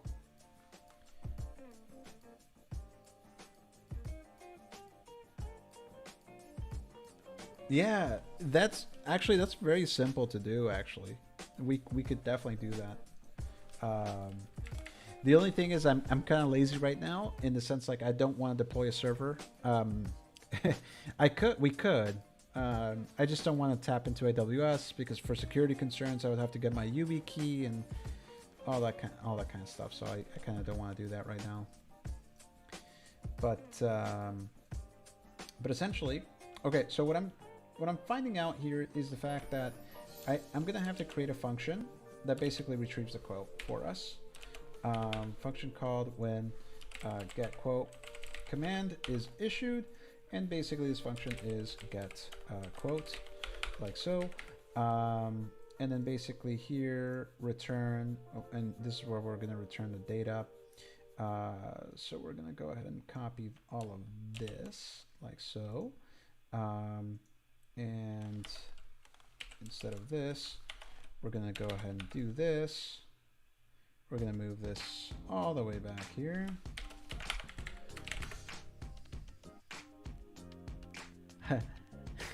Fair, I support being lazy. Yeah, it's just like if I knew at the start of the stream I wanted to do that, then it would be no problem, but like I kind of don't want to like set up a server right now. I'm here instead of doing stuff I maybe should be doing. I mean, you know, it is what it is. It's kind of funny because I started the stream doing work stuff, like actual client work, and then I started running into roadblocks while String Player Gamer and Prosolos were here, and then I was like, you know, let's go to Twitch bots. Let's do fun stuff. Let's not do work all day. My son's first grade Zoom school is exhausting. It takes lots of time. Oh man, I can imagine. I can imagine because it's nuts, like schoolwork or work and then having kids around. Oh man, seems like a lot of stuff to do, to be honest. And then here we're gonna do const num is equal to get quote, and this is gonna be quote, and then we're gonna say client say target, and then basically this is gonna be the quote, like so. Easy peasy lemon squeezy. Okay, so now we have to like figure this one out. I feel like I'm going through the first grade again. He's got special needs, so so basically he needs constant attention to keep him focused. He's going through some serious Zoom fatigue. Yeah, I could see that. I mean, honestly, as a kid, I don't think when I was young, I just wouldn't do it. Zoom, 6.5 hours. Zossi, you think as a kid you would sit in front of a computer for 6.5, like, and it's not fun games. It's just like, it's classes. That's a lot. You wouldn't be able to retain my attention. I'd fall asleep. I would fall asleep. I'm telling you right now.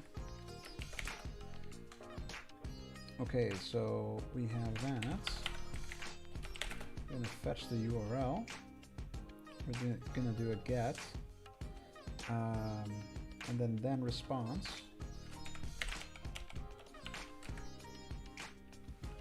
And then do a then data, and then console.log data, and then return just a quote. This is a quote, like this, something like that. Okay.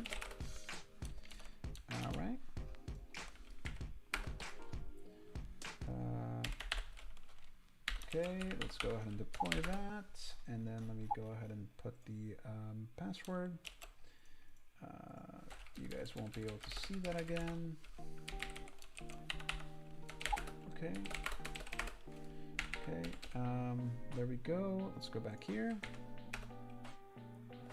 Okay, and then, oh, where is that? There we go.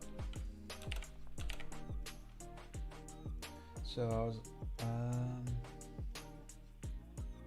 let me catch up here. Oh wow, that was a lot. Sounds like you're incredibly patient.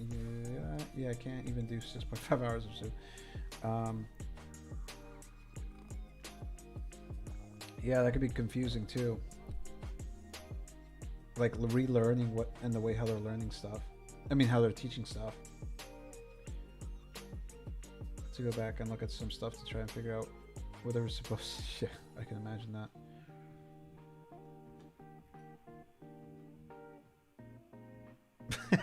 First grade math. Actually, sometimes first grade math is the most confusing. You know what's actually hilarious is it's funny because it reminds me when I was in high school. You know, I'm fluent in other languages, and they would come by with me, and they would show, you know, their homework, like high school homework, and they're like, "Here, do it," and I'm fluent, and I would be like, "Wait, what are they asking? What? This does not make any sense," you know, and it's like, I can relate. Sometimes in some levels, sometimes the material is just not good, you know. But okay, let's do get quote, I think. So what was my command again? I already forgot what my command was. Get quote. Okay.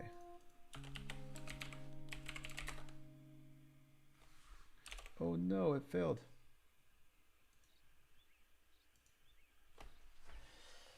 So fetch URL, fetch is not defined. Wait, hold on. It's because I probably have to. As you can see, I'm a newbie right now on fetch. Async post data. It was part of. It seems like it's part of.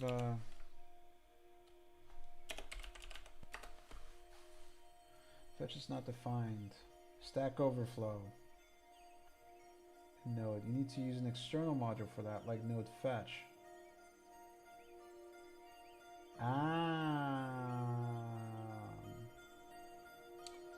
Interesting. Okay, so I needed to install something, an external thing.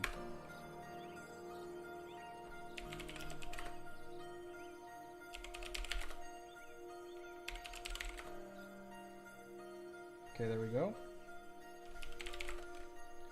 Let's try it again. Can you hear me? I want to show you something. Get quote. Still not defined. What is going on here? That light. Can you see it? Global.fetch required then fetch. You can reach it. You're strong. Let me see if this works. Only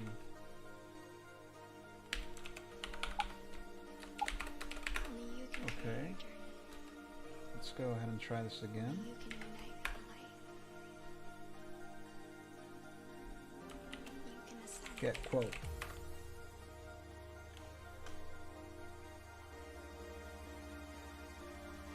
Unhandled promise rejections are deprecated in the future. Promise rejections that are not handled will terminate the Node.js 0 code. Oh, body. Oh, cool. Okay, so that worked. Okay, so we just needed to specify, even though it's dirty, node fetch, right? Okay, cool. So the only thing that I didn't see is it should have logged body. Oh, yeah, there's no body on get requests, only on post requests, so, okay. This response, okay, perfect. So let's go ahead and copy that in over again.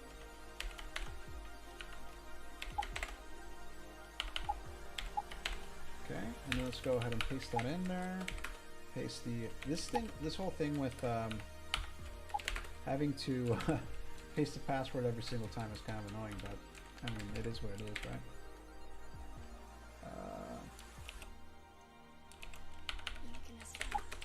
Okay, yep, that works. And let's go over here. Let's go that way. And let's go, where was it? There we go. And get quote. Yeah, there we go, there we go. Okay, let's take a look at what the, cool. Okay, so this is a response, as you can see here. Total 1 quotes. Quotes object. Cool, so essentially quotes, and the quotes object has stuff, right? So basically, just like they tell us here, the quotes object is this, okay? So basically what we need to do is contents. So let's go over here. Okay, so then response, do whatever with the data from the response. So essentially here, what we're gonna do is,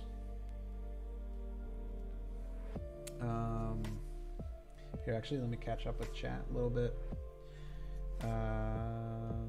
They had like 7 minus 9, then you had to match it to the box like this, 9, the O's are dots, but they had lots of boxes with different options. So it made it confusing.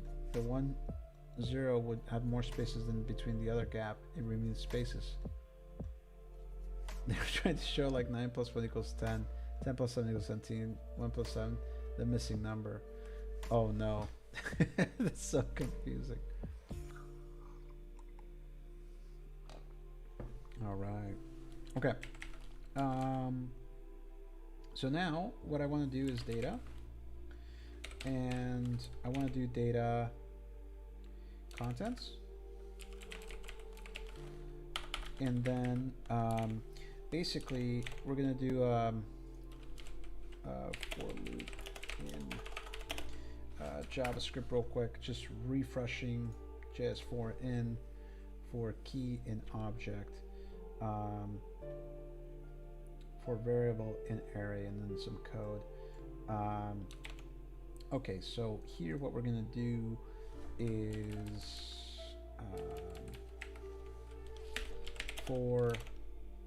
so this is super simple in Python. Again, I'm not a expert in JavaScript, so that's why I'm referencing very simple syntax for JavaScript. So for variable and array, so essentially for quote in data contents, and then essentially quotes, right? It's quotes, yeah, contents, and then quotes, contents, and then quotes, and then we're going to iterate through those. Yeah, and then here we're going to have the for loop, and we're going to do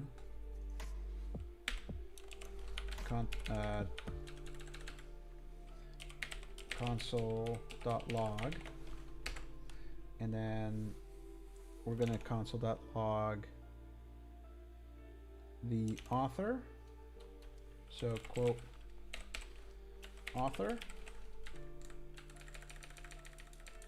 so it's going to be quote, it's going to be quote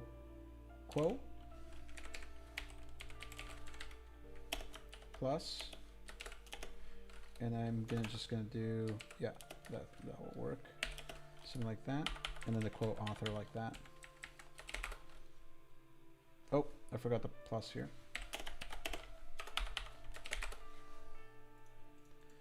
like that. Let's go ahead and give this a shot now. Okay, and let's do that, and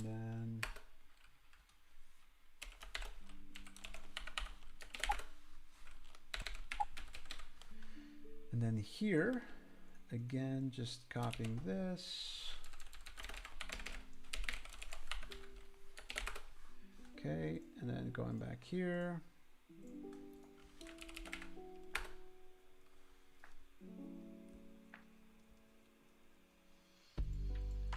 And then here, get quote.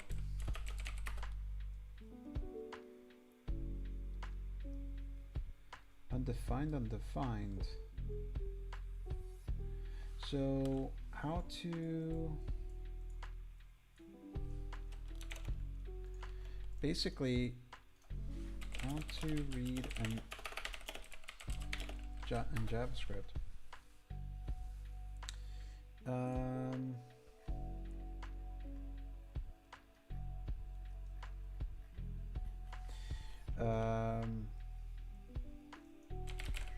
Read an object returned by fetch JavaScript.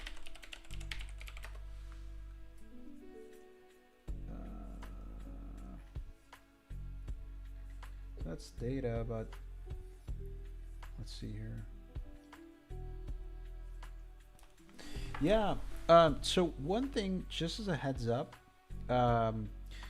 like I said before, I am not very confident with JavaScript, even though I have developed in the past with it. It's not my strong language. My strong language is Python. But one of the things that's extremely important to realize is the fact that when you're developing or when you're a developer, you will never end up Googling Stack Overflow. The faster you are at searching and learning on the fly, I think the better of a programmer you will be. It's just a fact, in my opinion. Everyone searches for stuff. It's a constant learning, syntax, that kind of thing, in my opinion.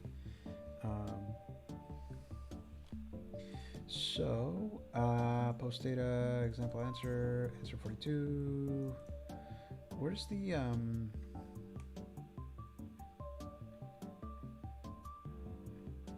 so for example, object, response objects. So response status, yeah, but that's what we already know.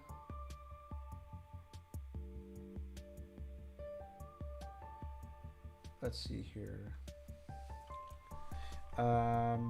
Convert a JavaScript object to JSON.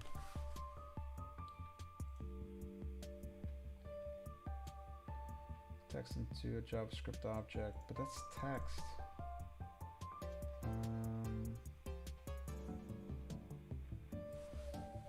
I want to convert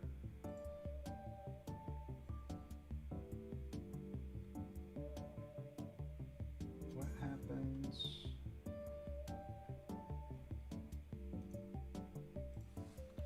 it's funny because it says undefined, which is weird. For quote and data contents quotes,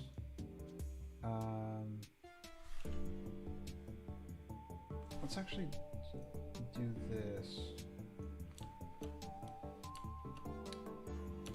What if I parse the object? Parse object.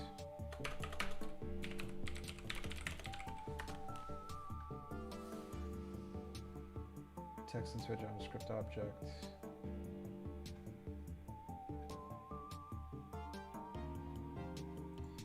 JSON object.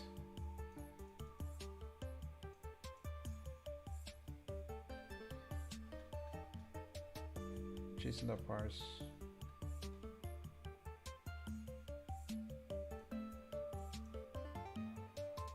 seems like pretty a little bit too much for that. Let's try JSON parse. What I want to do is console.log quote, and then also I'm gonna console.log JSON.parse.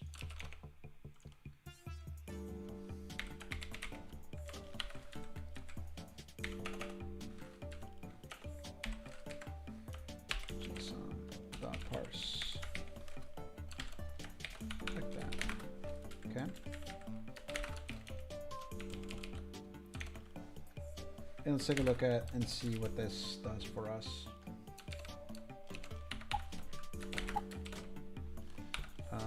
Let's go back here, copy that. Oh.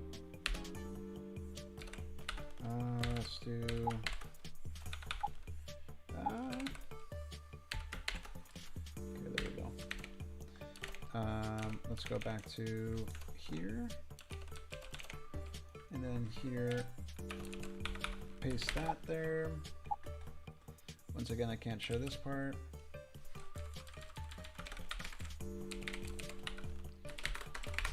Okay. Let's try it again. Okay, there we go. Sounds good, fantastic. And then if I do get quote, so we're getting zeros.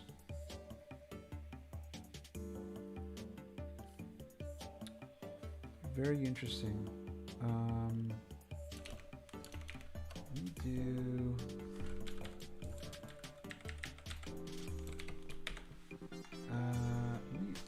data.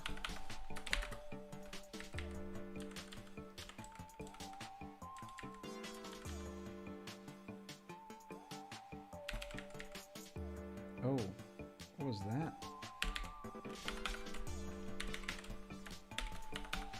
Let's do that. Okay.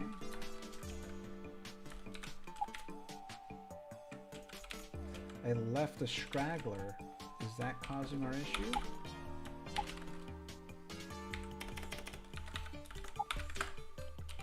Data. Okay. Let's go ahead and restart this.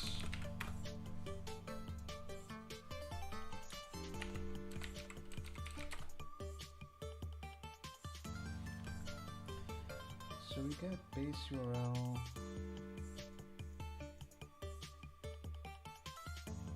Then we get an object.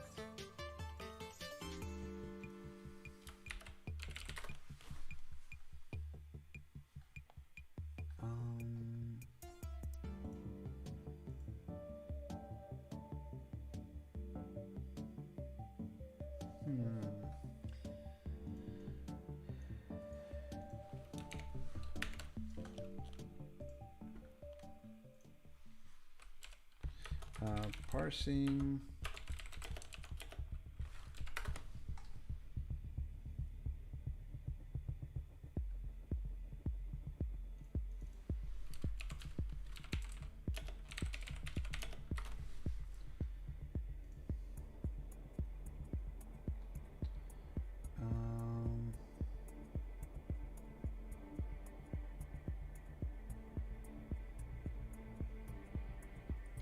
Response.attributes.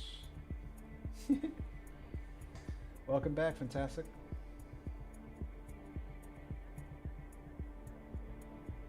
This is actually interesting how it's responding with an object.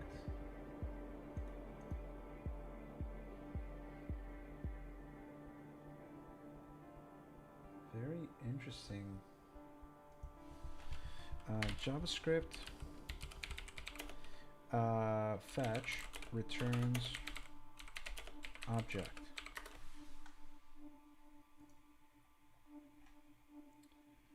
.json function response return response.blob. Try using .then instead. What are we using .then? I think we might be over. Let's see here. What are we doing here? .then. So we get the fetch function response, and then response then data. Oh, it's converting prematurely to JSON.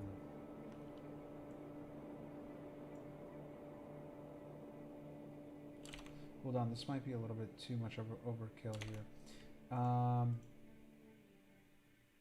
Okay. So let's do this real quick. And let's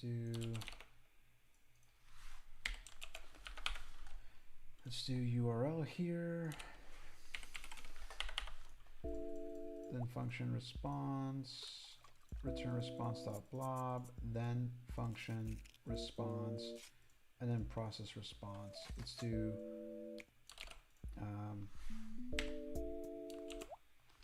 console.log response.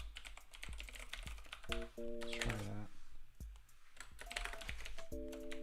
Okay. Okay, let's try that out.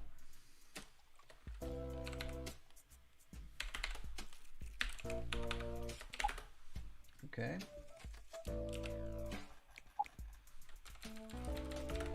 I gotta find a better way to like hide the authentication, so that way I can just run it immediately.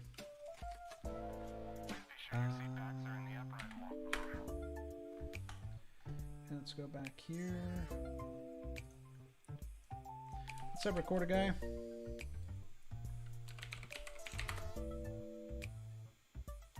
Buffer.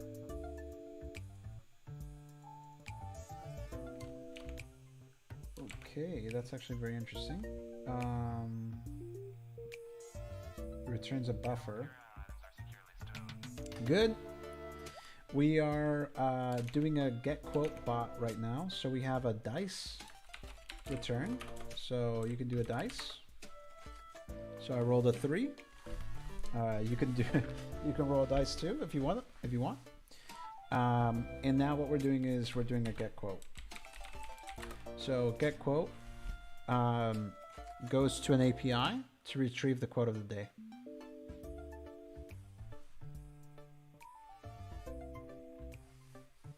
So we're doing like chatbots. We started doing client work and then we successfully did something in the first 15 minutes very quickly. And now I ran into some roadblocks and now I'm like, all right, let's just do something kind of fun and new. So this is fun and new. I'm primarily a Python developer,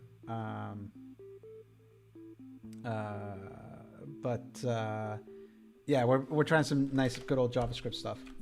So it's kind of fun. Ooh, success. Yeah, it's returning the same quote though. Right now, what we have to do is then data. But why does it do response.json? Let's do this. So let's do const or var my dictionary is equal to response.json, and then let's do my dictionary. Let's see what happens here.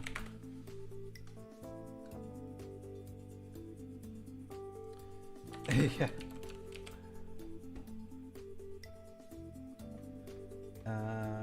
Let's see here.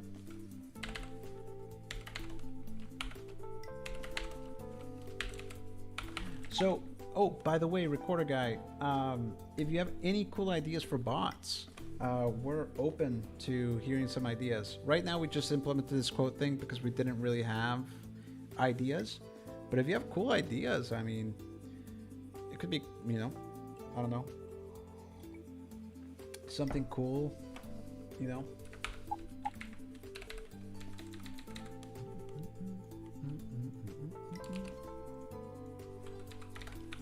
So let's go ahead and change that there. Okay, and let's go back here to here. And let's go back to here. Yeah, it's I don't know. We'll see how it works. All right. So what is unhandled promise rejection? Response.json is not a function. Why not? Is it a function? Why doesn't it like it? Why doesn't it like us? Function response. Response.blob. It doesn't like the fact that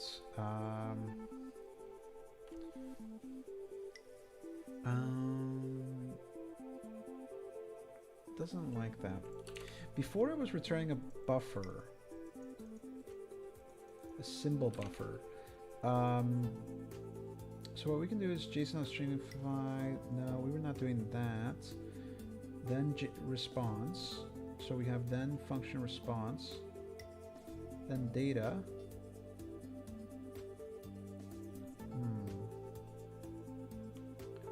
So I think this method is preferable.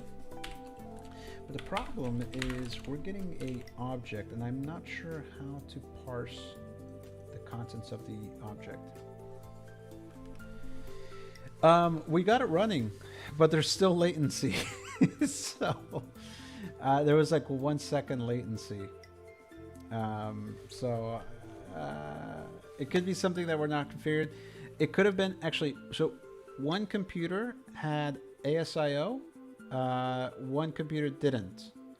So it could be, you know, it could be that because the people over at Jamulus recommended that you should have hardware with ASIO and not, you know, the other way around.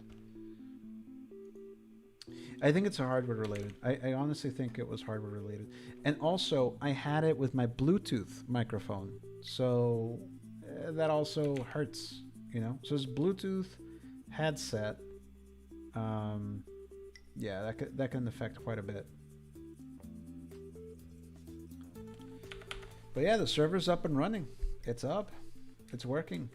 For the longest time, I was, you know, running into issues, but I figured out that I was referencing the wrong IP the whole time. So that was just, it was like a facepalm moment, you know. It's like, darn. Okay, so let's go back to here. What's going on here with the you need to stringify the object to convert to the JSON string.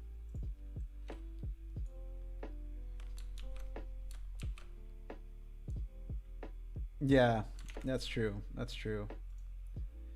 Okay, so what happens? So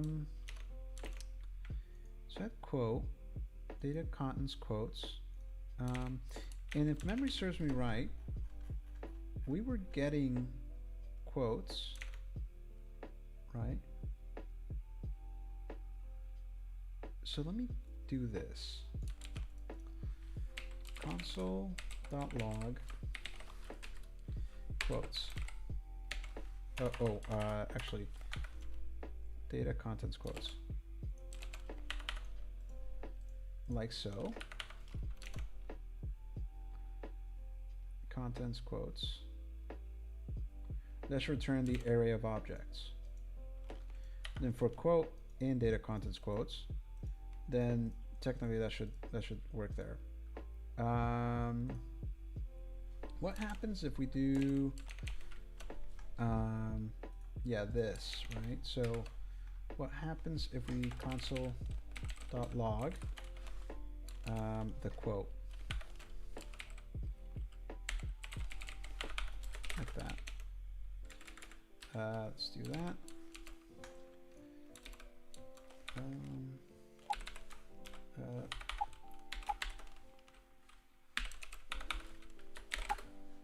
I just realized we can try it again now. That's true. Well, we still need the other Scarlet to arrive. So once the other Scarlet arrives, we can try it. But yeah, that's true. We're going to have 2 ASIO.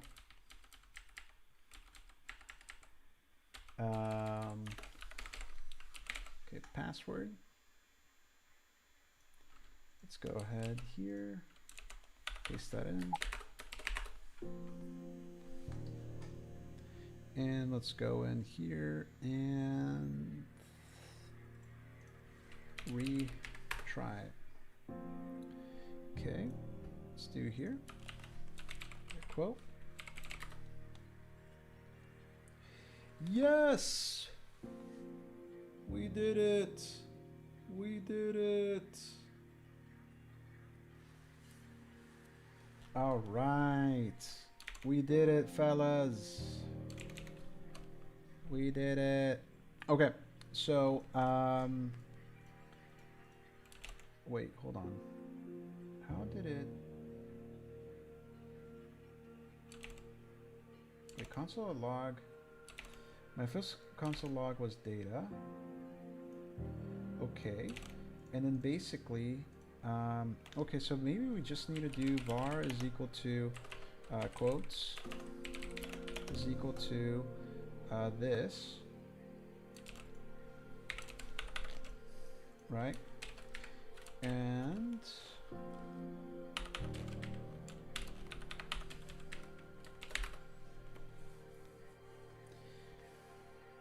then essentially here we do quotes, right? And technically speaking, now we should have quote.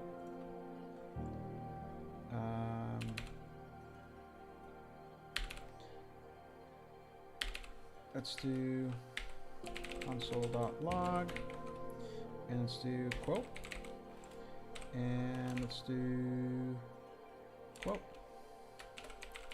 Like that.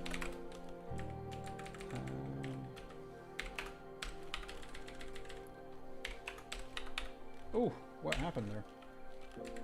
Change that to that. Like that. Okay. There we go. Let's do this. Actually, console.log quotes. Right, let's do that. And then let's go here, Shift G there, paste that in there. Let's go all the way up here, password, and let's copy that, paste that in, written, let's try it again. Okay.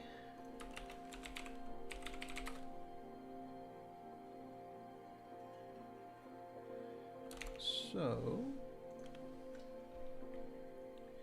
and then we go here. Okay, so for some reason it seems like here, let me go back here. So, oh, recorder guy keeping a little bit busier, yeah, than usual. Correct me if I'm wrong though, recorder guy, you're in software development too, right? Aside from your main project, right? Keeping busier, I can relate to that. That's such a... On Windows, I usually get around 50 to 100 milliseconds of mic latency when not using ASIO, but there can be driver issues that make it much longer. It's easy to spot in an app that has visual mic monitor. Yep. Yep.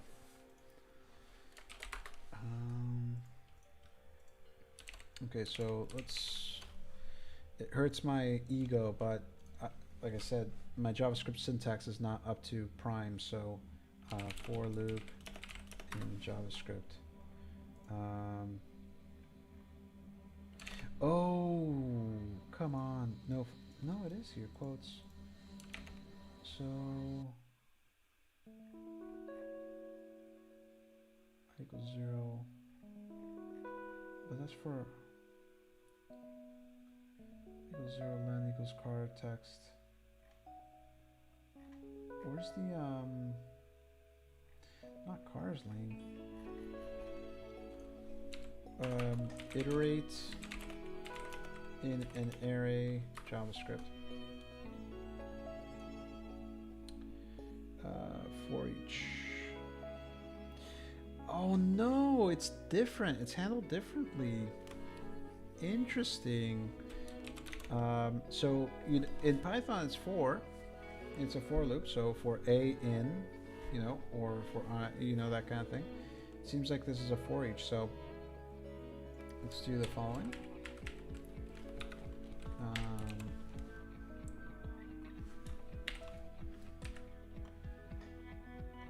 And then let's go ahead and do that.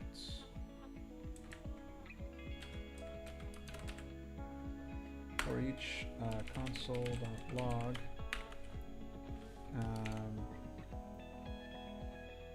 element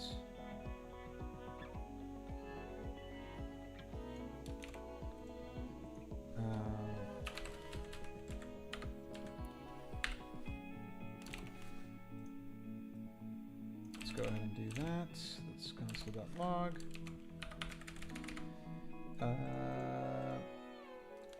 element, and then essentially this would be quote. Okay. Okay, and then let's go to the very top. Let's go ahead and paste that. Paste the password here. And let's go ahead and do that. Let's Yes, I do some contract software dev work for an online music lesson startup called Lesson Face. It's a very part-time thing, though. I'm really trying to get my own thing going. Nice. That's pretty cool, though. I mean, any project, any work is just experience and, you know, also learning. Every single time I do like a client work, I'm always learning. Every single time. Okay, let's take a look. Unhandled node or deprecated. Cannot read property quotes of undefined. Oh, come on. I'm missing simple things now. Console.log. Wait, hold on. Element. And then essentially here, this is going to be quote. And then essentially here, var quotes, console.log quotes. For each, quotes.for each. This should be it. Cannot read property quotes of undefined. Console.log quotes. It is defined. I'm not sure what it's talking about. Quotes is right here. It's defined. Okay, let's see what's going on here. Let's do this. Oh, unfortunately, I can't do that again.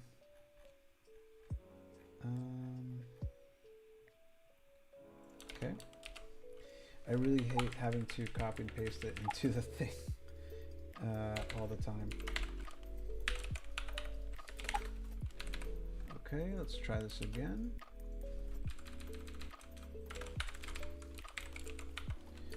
Okay, let's go back up here.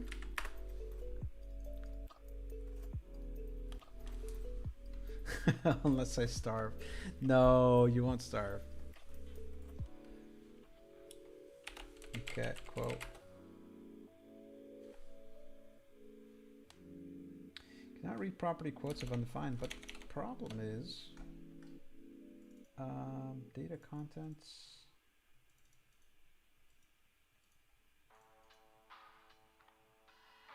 Did I remove something? Response.json, then data, right? And then essentially we do our own thing here.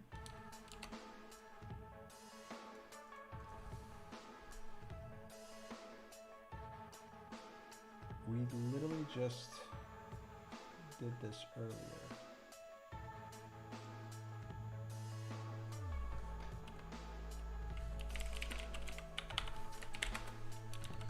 Let's see here.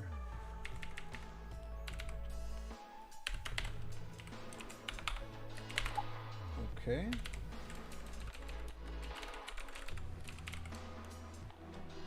Alrighty then.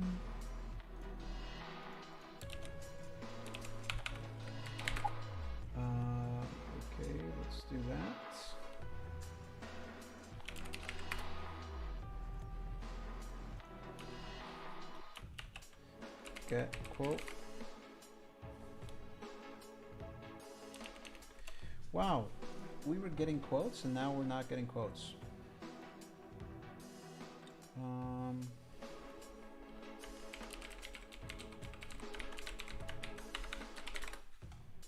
Let's go ahead and try something real quick.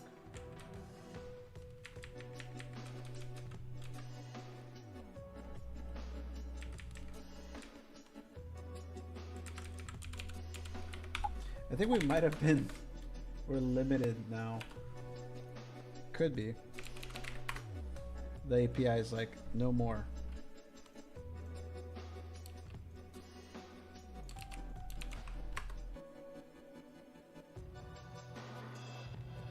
Oh no, that's why.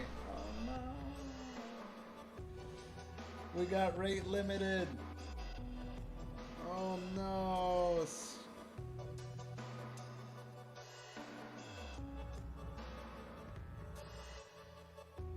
Please wait for 51 minutes and 58 seconds. Damn it. Oh no.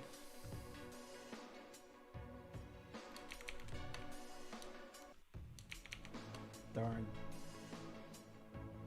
Yeah, it's a very horrible limit. I mean, it is a free API that I just literally Googled. Oh no.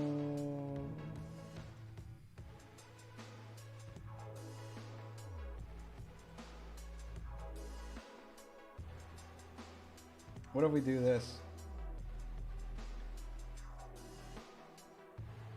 Message. Get random quotes.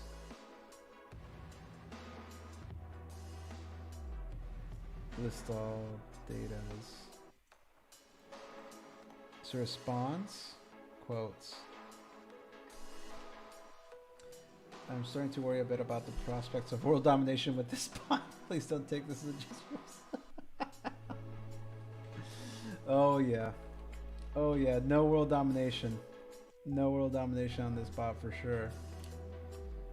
API v1 random. Okay, so we might just change it to this guy right here.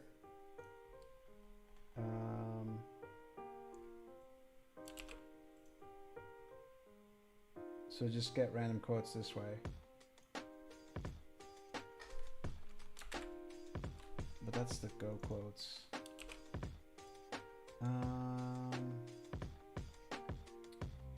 Go quotes. Switch to console maybe?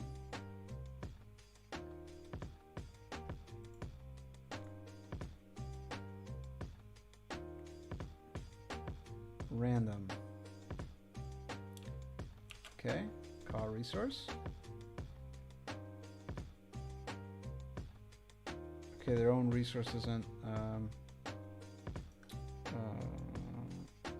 Oh, do we have to actually supply a call resource? Oh, we have to. Okay, we do have to supply account. Okay, let's go ahead and do this. Okay, so we're gonna change this to random. Okay, and essentially we're gonna return that, and it's gonna return this following dictionary where it says status 200, message success. So we're gonna do data quotes directly, and we're gonna do this as a variable. Quotes.data. Data quotes, console.log quotes. We don't have to log it. We're gonna risk it, and then basically we're going to do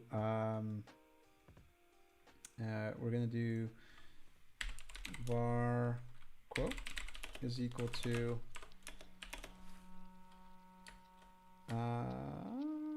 what should we do? Like quote, yeah, let's do var quote is equal to that for now. And then basically not console.log, we're gonna do var, quote is equal to actually return. Nah, quote. Oh no, but we need to do this as over here because it needs to return here, huh? So var quote is equal to this, and then essentially here quotes is equal to. No worries, fantastic random team. Have a good night.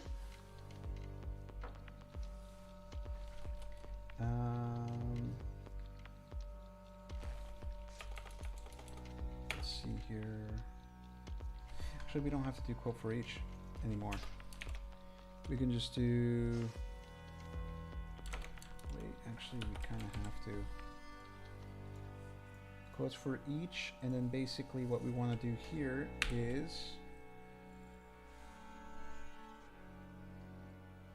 Wait, hold on.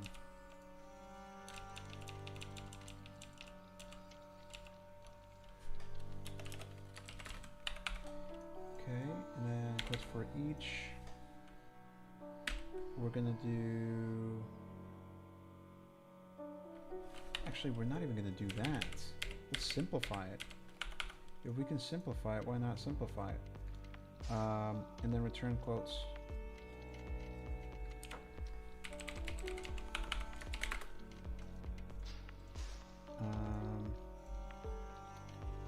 Quotes.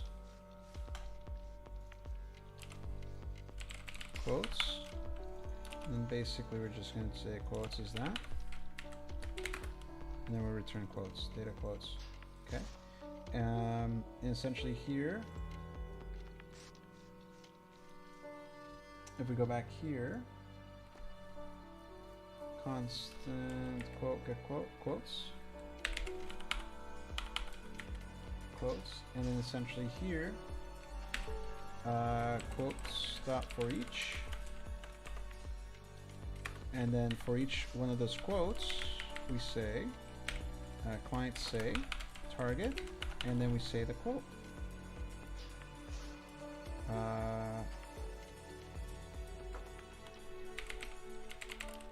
Elements.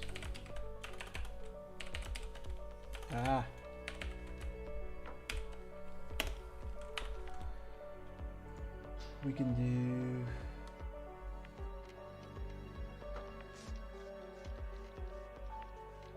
Where did the other guy go? Where's my for each element? Okay, there we go. And then here what we're gonna do is element, and then this is gonna be element, go back to the API here, element text,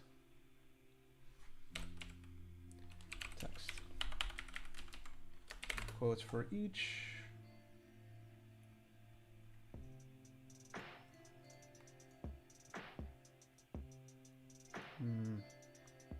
Yeah, maybe we have to do const quote is equal to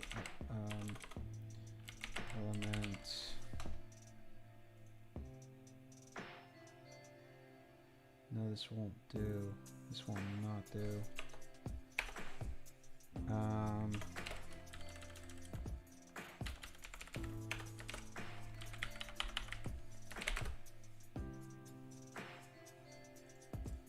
Why doesn't not like that?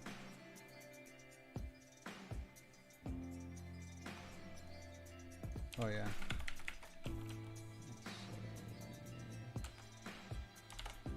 And then we'll add. Yeah, actually we don't even have to add a semicolon there. Okay, let's go ahead and retry this.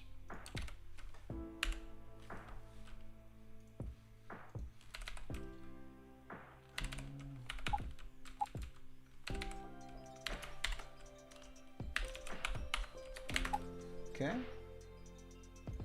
let's give this a shot, and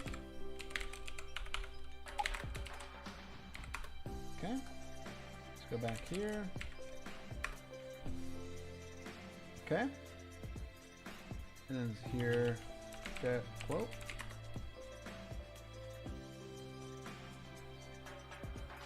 For each is not a function. What are you talking about?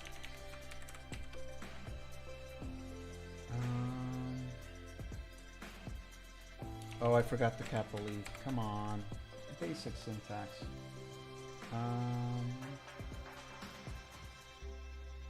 Yeah.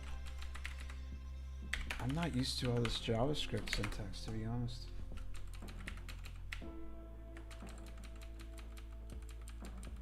I mean, Zossi, I think it's the same way, you know? Using streaming as a way to learn, you know? I feel like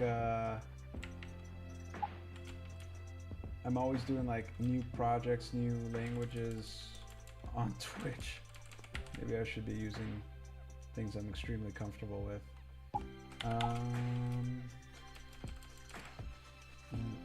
For each. Okay, there we go. Let's do this again. Get quote.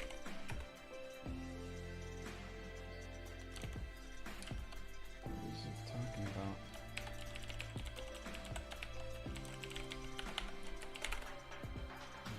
Let's go ahead and copy this.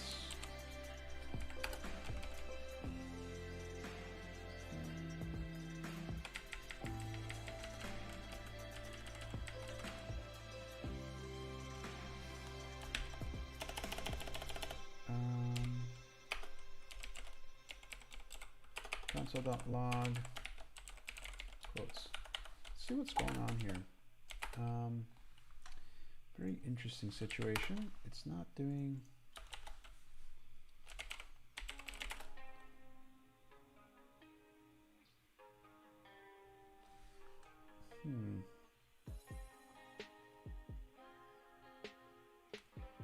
Didn't log it.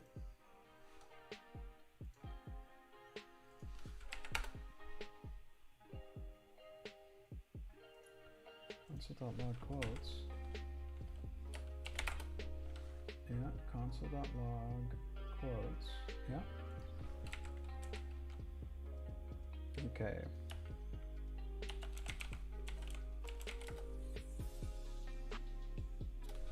Interesting, it's not logging.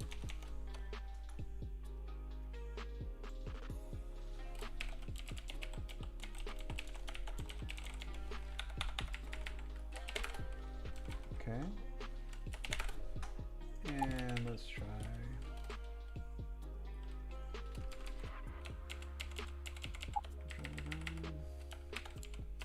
Let's see what we're being returned actually.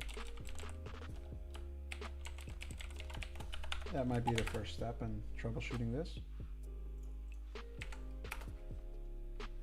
Okay.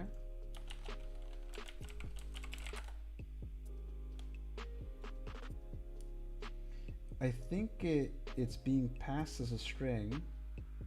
It should be an array in like based upon the documentation. It should be, but I think it's passing an array. It's passing a string, and that's why we're getting that for each error message, because for each is not a function of a string. Instead of an array.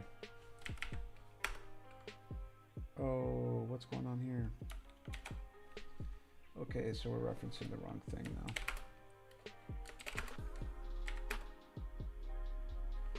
Okay. But what's weird, I'm console.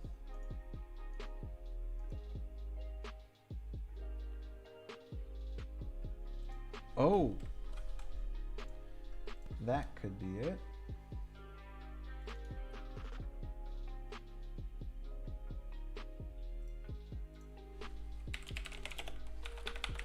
Quotes is equal to data.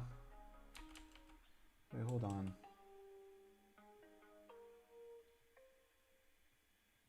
Do I have to reset the variable in this fashion?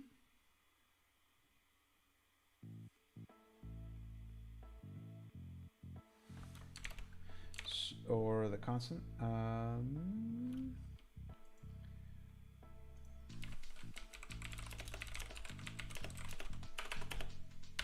a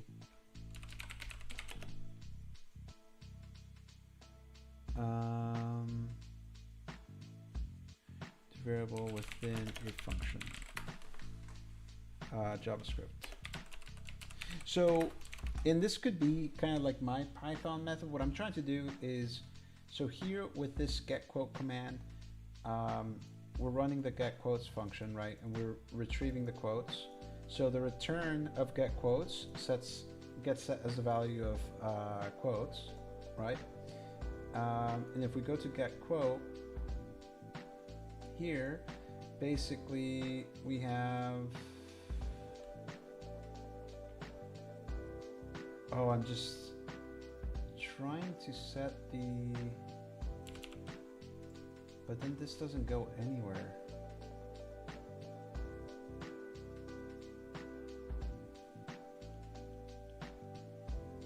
Fetch URL from the get quotes method. Correct, and it's basically referencing the string, right? But in JavaScript, what I want to do is I want to, because basically what I was doing earlier was line 83, correct. It's returning this, and this goes over to here and gets stored as this. Exactly. So then callback.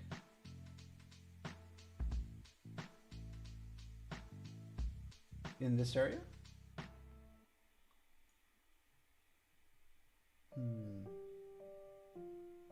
Fetch URL, then response JSON, then data.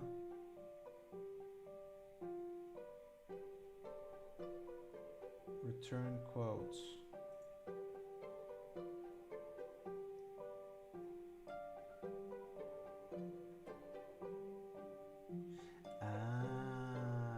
The big difference between Python and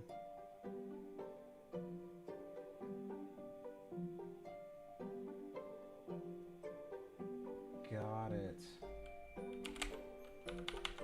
So we would do,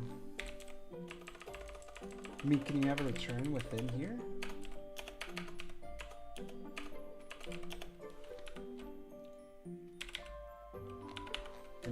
In that way?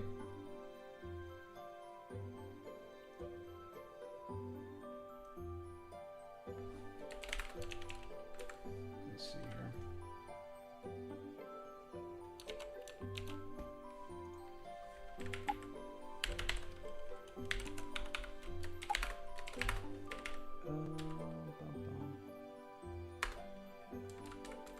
Okay.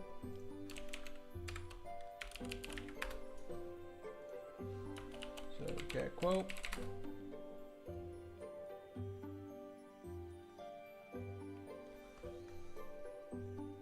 Oh, login authenticated. Yeah, 1 second.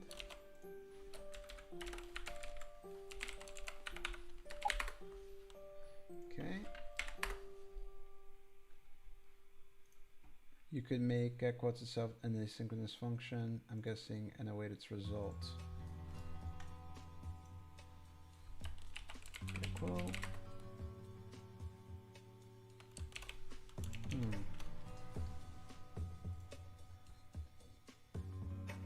So for example,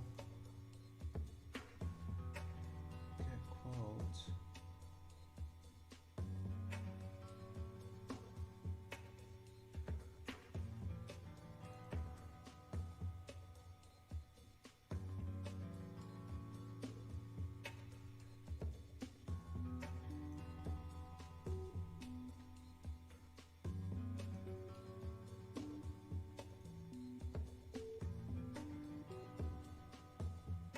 I mean, this will solve it if we put it in here, but so what's the difference between make a quote itself an asynchronous function, I'm guessing, and await its results?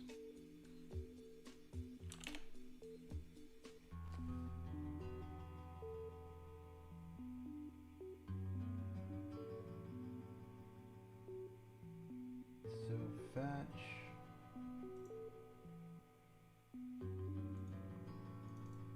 I'll return anything. So for example, if I were to do the following,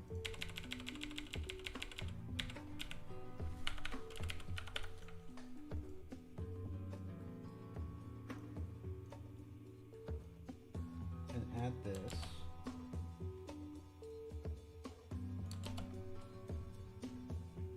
over here,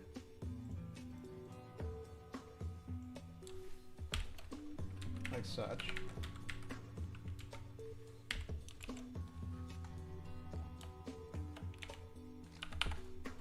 Obviously, I mean, this is not the, and we can remove this stuff too.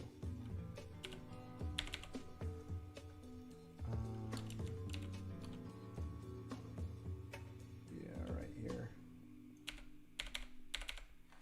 Okay, we can remove that there too. And then essentially here, we can say something along the lines of,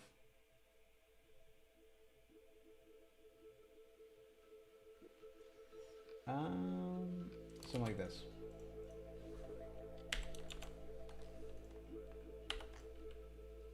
And then data quotes.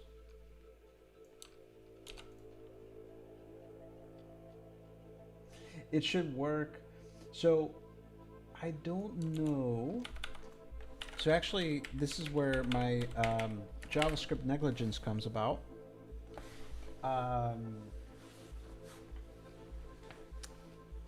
With Python, when we call a function, it basically, that function has to run and return, and then essentially we have that value when we call it from within another function. I'm assuming from what you're saying that it doesn't work the same way in JavaScript.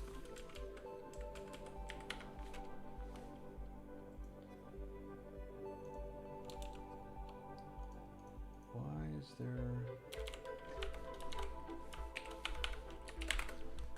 Okay, so let's give this a shot.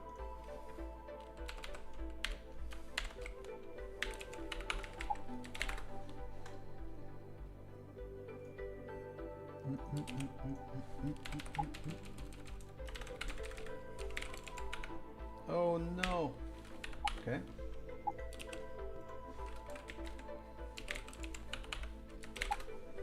Okay, and let's go over here.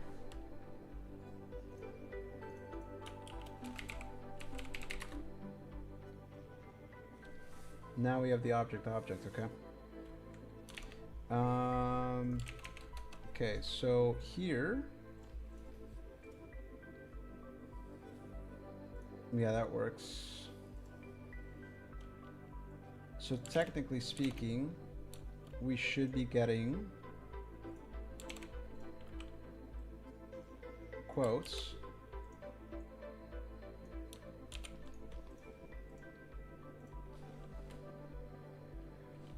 Okay, and then here we could do data quotes dot for each, right? And then here we can do the client.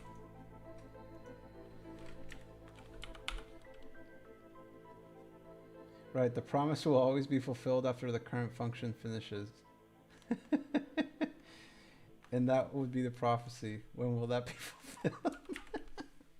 Nice.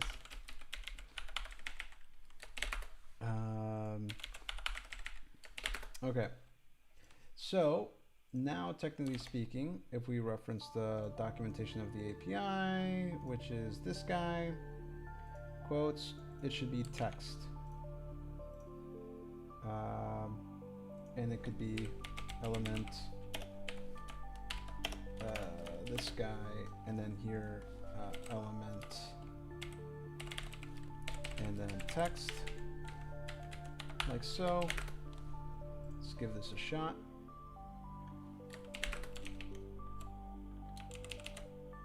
Okay. All right. Let's go here.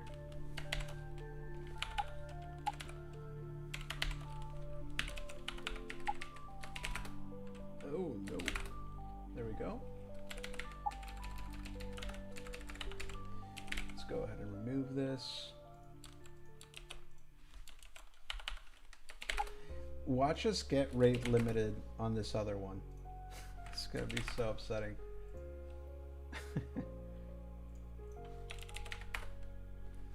Okay. Let's see here. Yep, always 2 weeks. The money pit.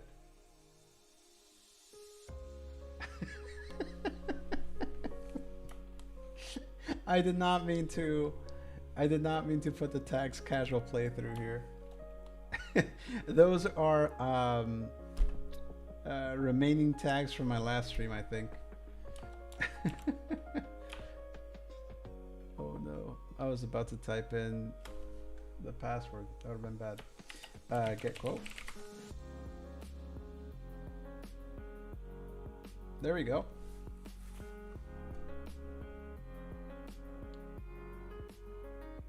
It works. Done. Wow, I kind of suffered a little bit with JavaScript syntax and JavaScript knowledge. So thank you, Recorder Guy, for that. I really appreciate that. Okay, so now we can get a little bit fancier with this. We can go like this, and then essentially we can get the element author here, like this. Let's go over here, and then author. Let's do author like so. Let's add some flair to here, maybe something like this. You know, something like that. Hey, what's up, Rachel? And then we can do something like that. There we go. Okay. And then let's go ahead and copy that. And go up. Let's go ahead and paste that. Let's go to the top. Copy the OAuth token again. The unbearable copy and paste. And let's go back to here. And then here, let's go for it. Get quote. Get quote. It works. Let's see here. I can use some solutions. Rachel, you've come to the great stream of a lot of problems, not so many solutions.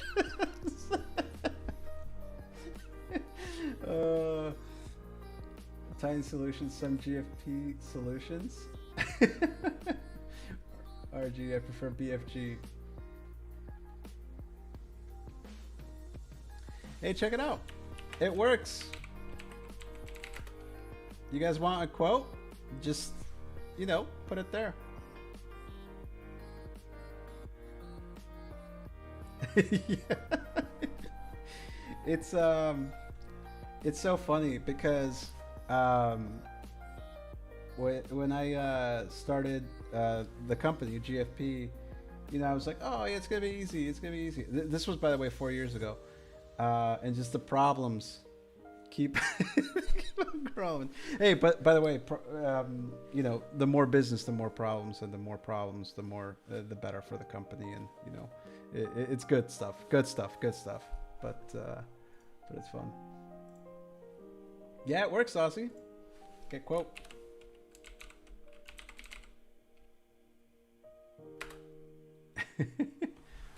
There we go.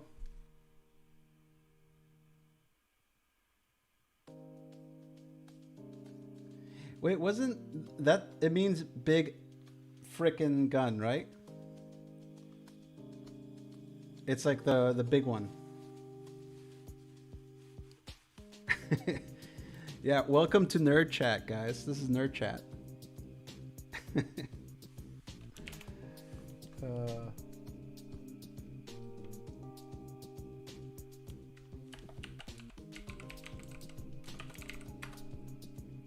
There we go.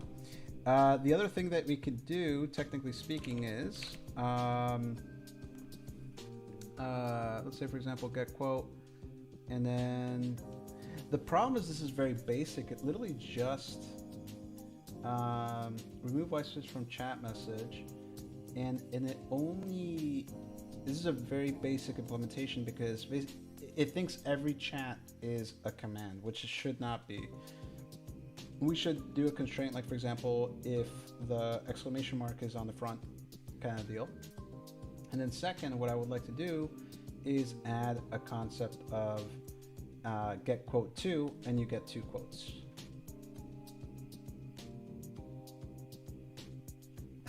Bit friendly giant.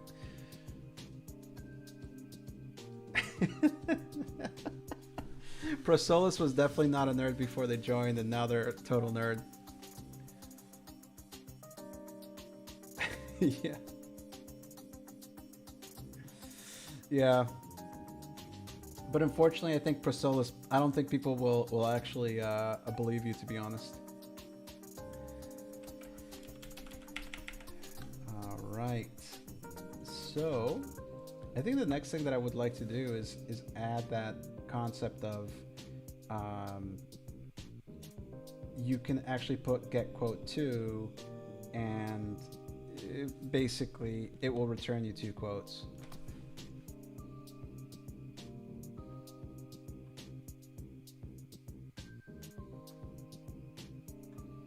I feel attacked. Oh, what is that? The Prosolus? Look at that. The king.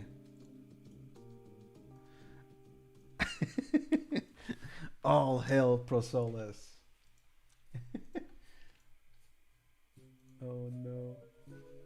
Oh no, that kind of like, apparently the emote blocked my own chat. That's weird. Oh, there we go.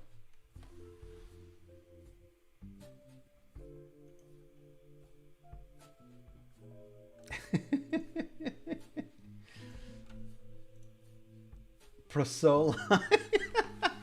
Nice. The attack of the Prosoli.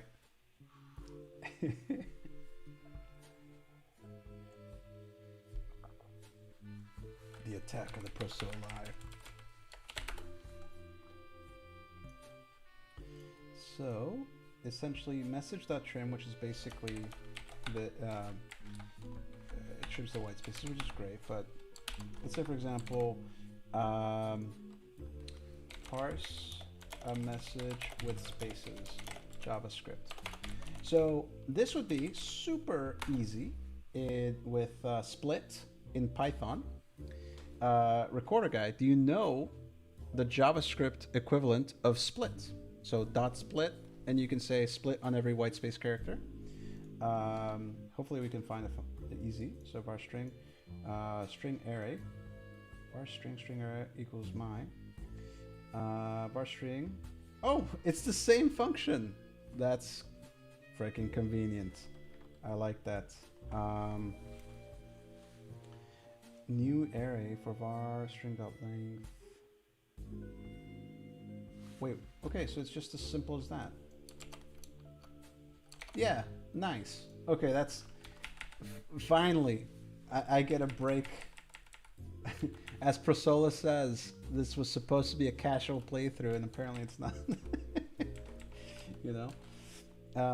Okay, so here what we can do is basically command name is equal to message dot split based upon white space characters, and basically if command name, I'm also going to assume indexing is the same in JavaScript. Hopefully it is. Like so. Else, let's give this a shot. Let's actually console.log the command name here, just so we can see what happens. Let's go ahead and copy that in there. Like that. Let's go back to the top, add the old password again. Oh no, what did we do? Okay, there we go. Copy that, paste that. Oh no, why is it doing that? It's like not copying the password. It doesn't want to copy the password. There we go. Okay. Okay, let's do that. And let's see if we broke it.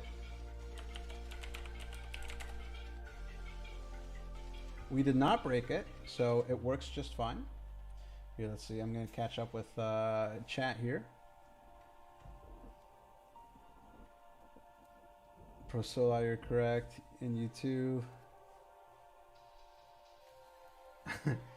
Prosolices versus Prosola. I prefer Prosolices. I think it's the same. As a serving flashbacks to Python classes in college. So, yeah, I'm pretty terrible with JS myself, though. Well, Recorder Guy, you're not so terrible, man. And by the way, I have developed production level code with JavaScript. You know, it's just telling that, you know, there's always learning to do. Parts come in on March. She's building a stream PC. Yeah, Manhand's Lizzie. Wait, so you were talking to String Player Gamer about this, Prosolis. So is she building it now without all the pieces, or is she waiting for it? It seemed very like not known what was happening with her PC build. Because you wouldn't want to start building the PC until you had everything there, right? Okay, so let's say, for example, here, if command equals get quote, then basically we will get, let's do const num is equal to, and we're going to do command name 1, so the second part of the array, and basically what we're going to do here is we're going to do this plus num, and that should give us as many quotes as we want. Now the problem is if command name, yeah, let's do it like this first, and then, so for example, if I copy this, Shift G, okay, we paste that in there, we go in there, copy that, and we go back here, we paste that in there, okay, we restart this, okay.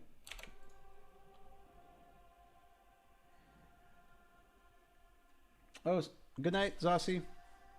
Let's see here. The parts arrive on March 11th, supposedly. Oh,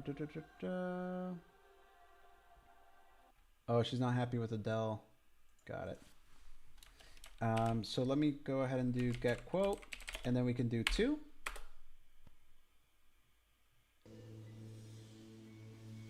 And there we go. We have 2 quotes. And then we could do get quote 3. Or 4, and we should get 4 quotes. Get quote 4, get quote 2, and so forth. And there we go.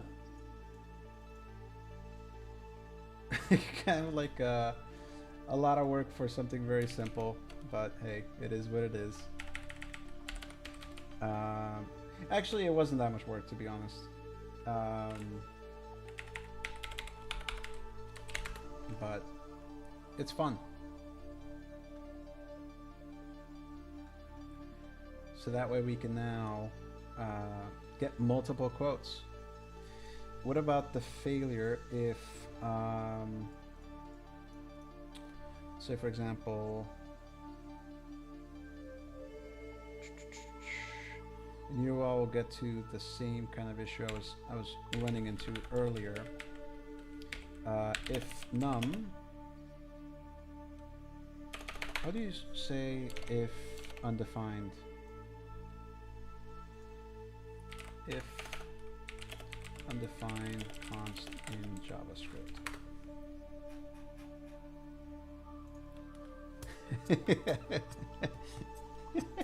Yeah, instant spammer, right? Oh no. Oh no, get quote 102. Oh no, you're right. Get quote 10. Oh no. Oh no. Yeah, so we should add something like constant num equals command 1. So if num, if not num, can you use not num in JavaScript? If undefined, how to check for undefined. One of two things: the parameter undefined or the variable has not been declared. You just have to tell the difference. Also like high input, high. Log type of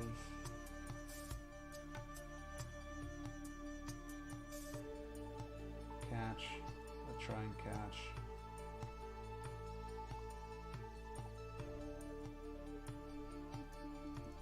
Trying to be bad.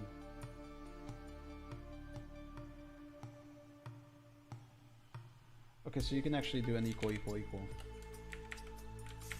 So for example, if num, right?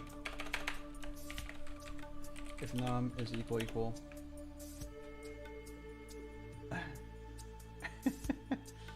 abuse. Let's look this up in our chat. Okay, cool. I'm gonna implement a failsafe immediately. If num is equal, this is the trust I have with you guys because yeah, it would not be good. If I mean I can turn off the bot very easily. If num is equal to undefined, right? Then we pass num. We can do const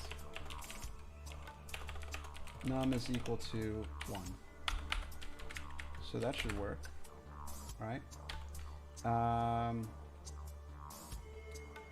Or else if num is greater than 5, or then num is equal to 5.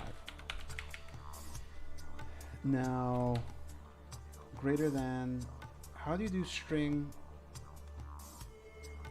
Darn my maturity. How do you do convert string number to integer JavaScript? Parse int. Literally parse int. That's it.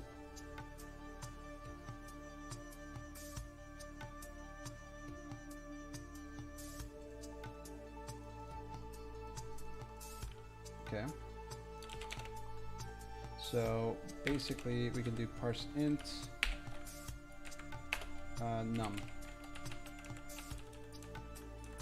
Oh, actually it's the other way around, sorry. If parse int of num is greater than 5. Boring. It's time to spam. The num is equal to 5. Okay. Alright, so let's go here. Let's go ahead and now pop it on here. And go here. Alright. Okay. Let's do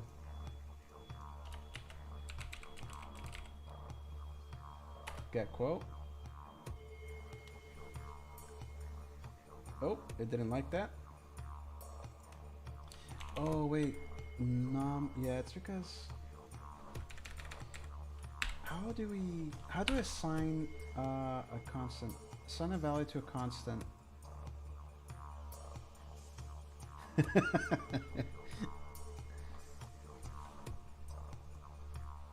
A constant,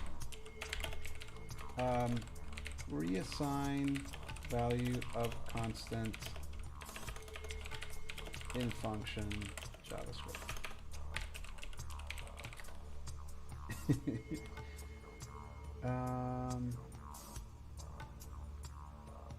Here be constant recurring variables. Actually, it should be a variable then.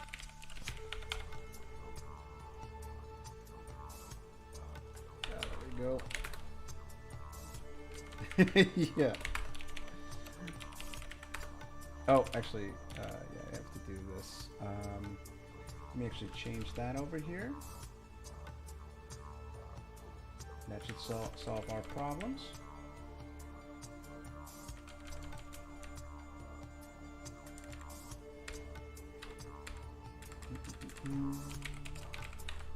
Oh. And then essentially this has to be that. And this has to be that. There we go. Okay. And now, if we go back here,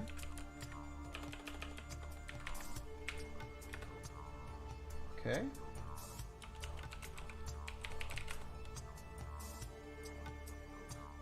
There we go. Nice. Get quote 10.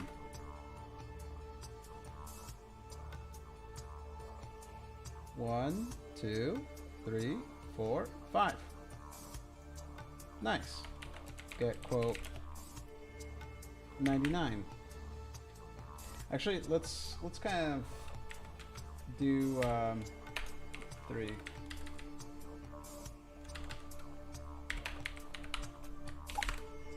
I think let's do 3.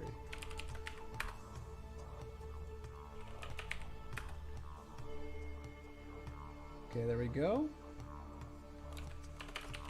Let's get quote 45. Still only 3. Perfect. No worries. No more spam.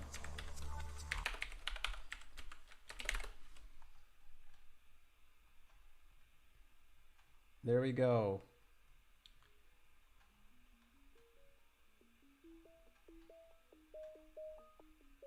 So many quotes. Holy crap. Okay. Then we can roll die.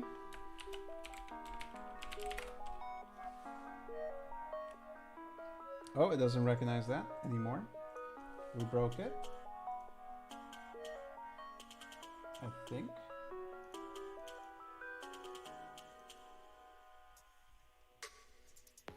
Oh, dice. My bad.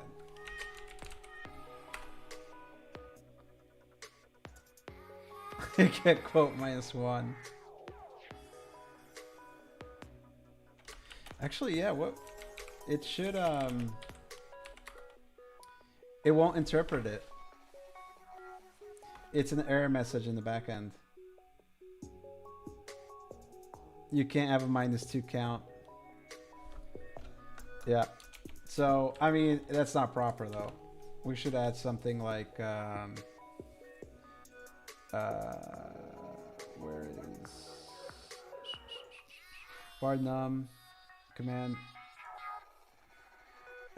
Is it the same? Yeah, right. Is strip the same? Split's the same in function, but is strip the same in JavaScript? Strip function in JavaScript. String strip in JavaScript. String trim.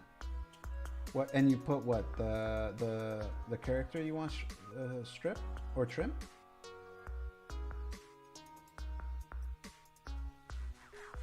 Really, this is not right. Nice. I think what I gotta do. Oh no, what happened? Am I not live anymore?